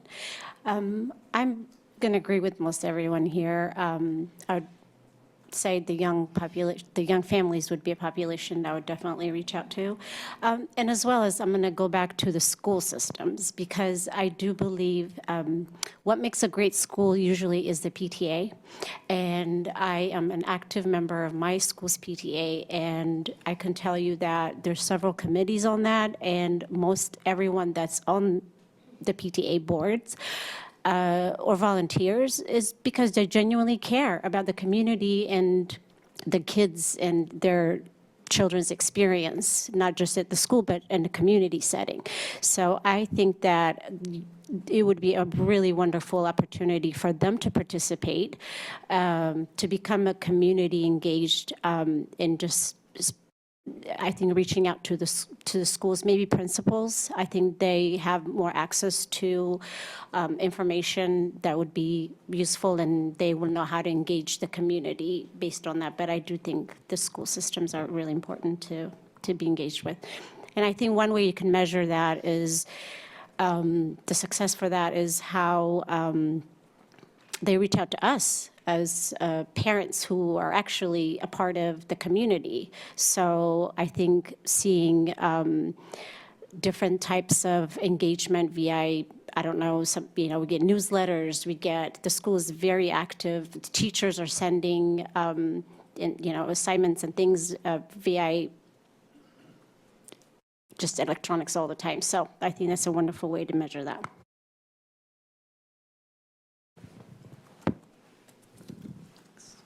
Sherry Curlin, Arts. Clickety click, click, click with what everyone else said. However, I would also add that in terms of reaching out to community, find a way to use Insta and TikTok to gather input. Kevin Wilkes TikTok messages are amazing. I've been to many new restaurants because of him.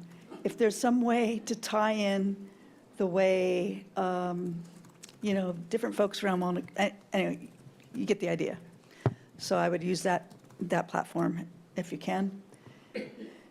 And I've thought about what if a bookmobile with a kiosk, question kiosks that can arrive and go to different events around the city as they're planned and scheduled. That could be fun. Plan events around that. Measure success. There must be some marketing ratio, like if you do a flyer and you get X percentage of engagement, you know if you're successful. So there must be another way to do that, right? So I would do that. It's hard to get young families involved in this sort of thing because they got two parents who are both working, they got kids running around. It's hard to get the parents. You can get the kids, though. When my daughter was in 3rd grade, I got a note from her teacher saying that would I be a mayor for a day and run a city council meeting. And there were 4 kids who were on the city council with me, and there were 4 kids who said that who were in favor of putting a water park in the Lafayette Reservoir. There were 4 kids who were against it. There were 4 kids who represented environmental groups and 4 kids who represented the developer. Each one had their 3 minutes.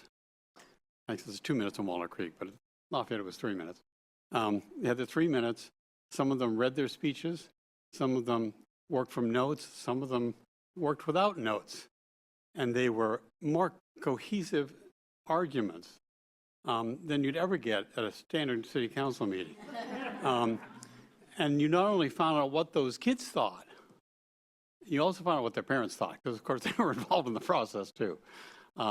So if you can get into the schools, come up with some ideas for projects, and the schools I think would be willing to say, well, let's have a 2-week local government segment that we're going to do, and at the end we'll have a city council meeting, or we'll have a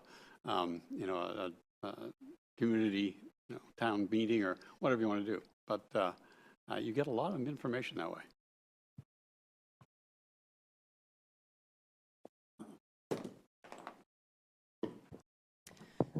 Stephen Kwok, Planning Commission. I would say an important group to reach out to is renters. I'm a renter myself, and I've been fortunate enough to live long enough in the city. But a lot of renters will be here for a much shorter time, maybe 1 year, 2 years. And so the people that are moving in as renters and leaving the city, there's a lot of perspectives out there that are very valuable. They may come from elsewhere, they may come from out of state, they may come from other parts of the Bay Area. And so finding out what draws them to Walnut Creek or what's pushing them to leave is a great way to assess the good things about Walnut Creek and the things that Walnut Creek could improve on to keep people in the city.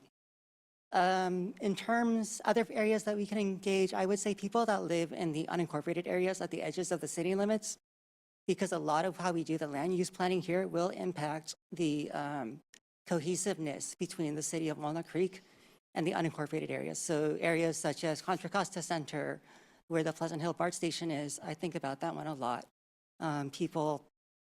Alamo perhaps, the unincorporated areas that are within the city but not.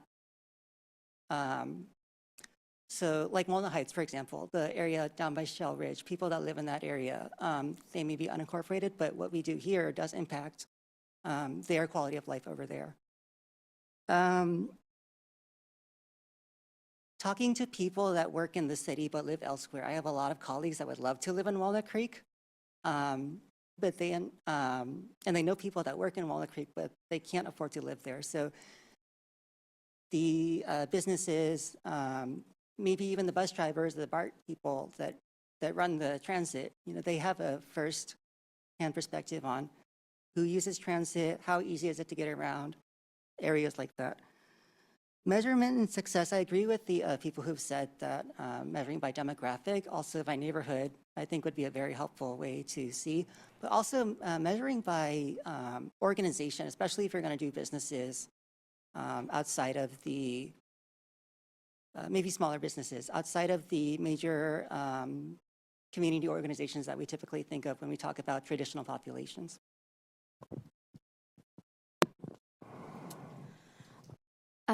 Second, all of that about renters, that was really important. Non-traditional, I would also say immigrants. I know somebody said people who don't speak English as a first language, so that would be part of that, but also there's others that I think are immigrants that would participate, that we need to make sure that they are engaged and they're not often present at city councils and those kind of meetings. And second, what somebody said about multifamily as well as renters.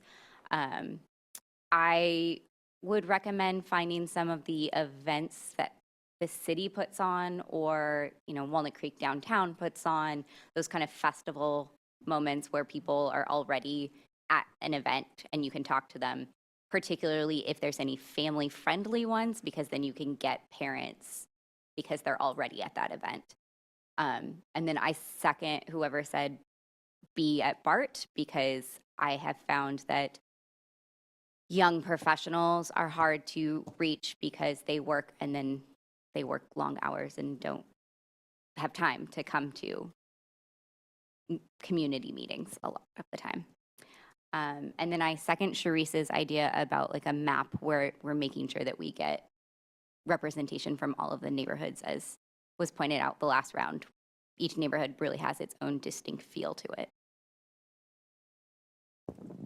Yeah, I'm going to say ditto to the room. I mean, a lot of just good suggestions, and I think you guys just took my last ones. But at the end, I actually do want to see a map that I know you're not maybe getting everybody's address, but I do want to see that you have talked to a set of people in every different neighborhood and multiple people, because if you weigh 80% on this side of Heather Farms or on that side, it's not going to even out. So I would love to just see that as a measure of their success. I have to run, sorry. Peter Magnani, Arts Commission.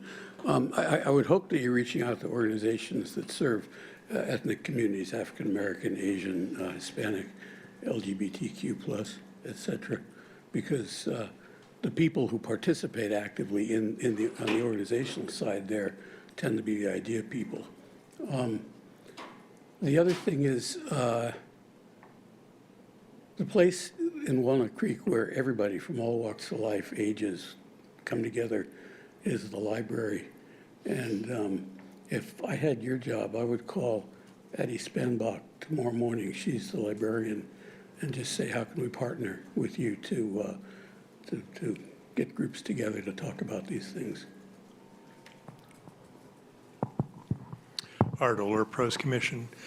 Every single point of contact between people that are involved in our programs, our parks, our cultural events, arts events, you name it, every chance that we get to engage with the public, make sure you have an opportunity for them to be engaged, whether it's a handout, a QR code, something that they can take with them. Every single, go through the list of everything we do as a city and find a way to communicate with the people and see if they will take a survey, make a call, whatever. Fran Garland, Pros Commission.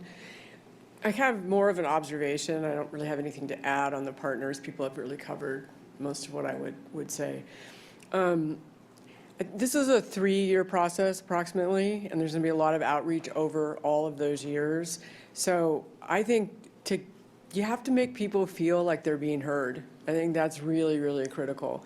And that doesn't mean they get everything they wanted, every idea they had gets implemented, but they need to understand how their input's actually used and that it is being used and it was worth their time and effort to do the survey or come to the meeting or whatever. And that's always been really important. And well, I've done similar kinds of things on the environmental side, and that's always been important. So.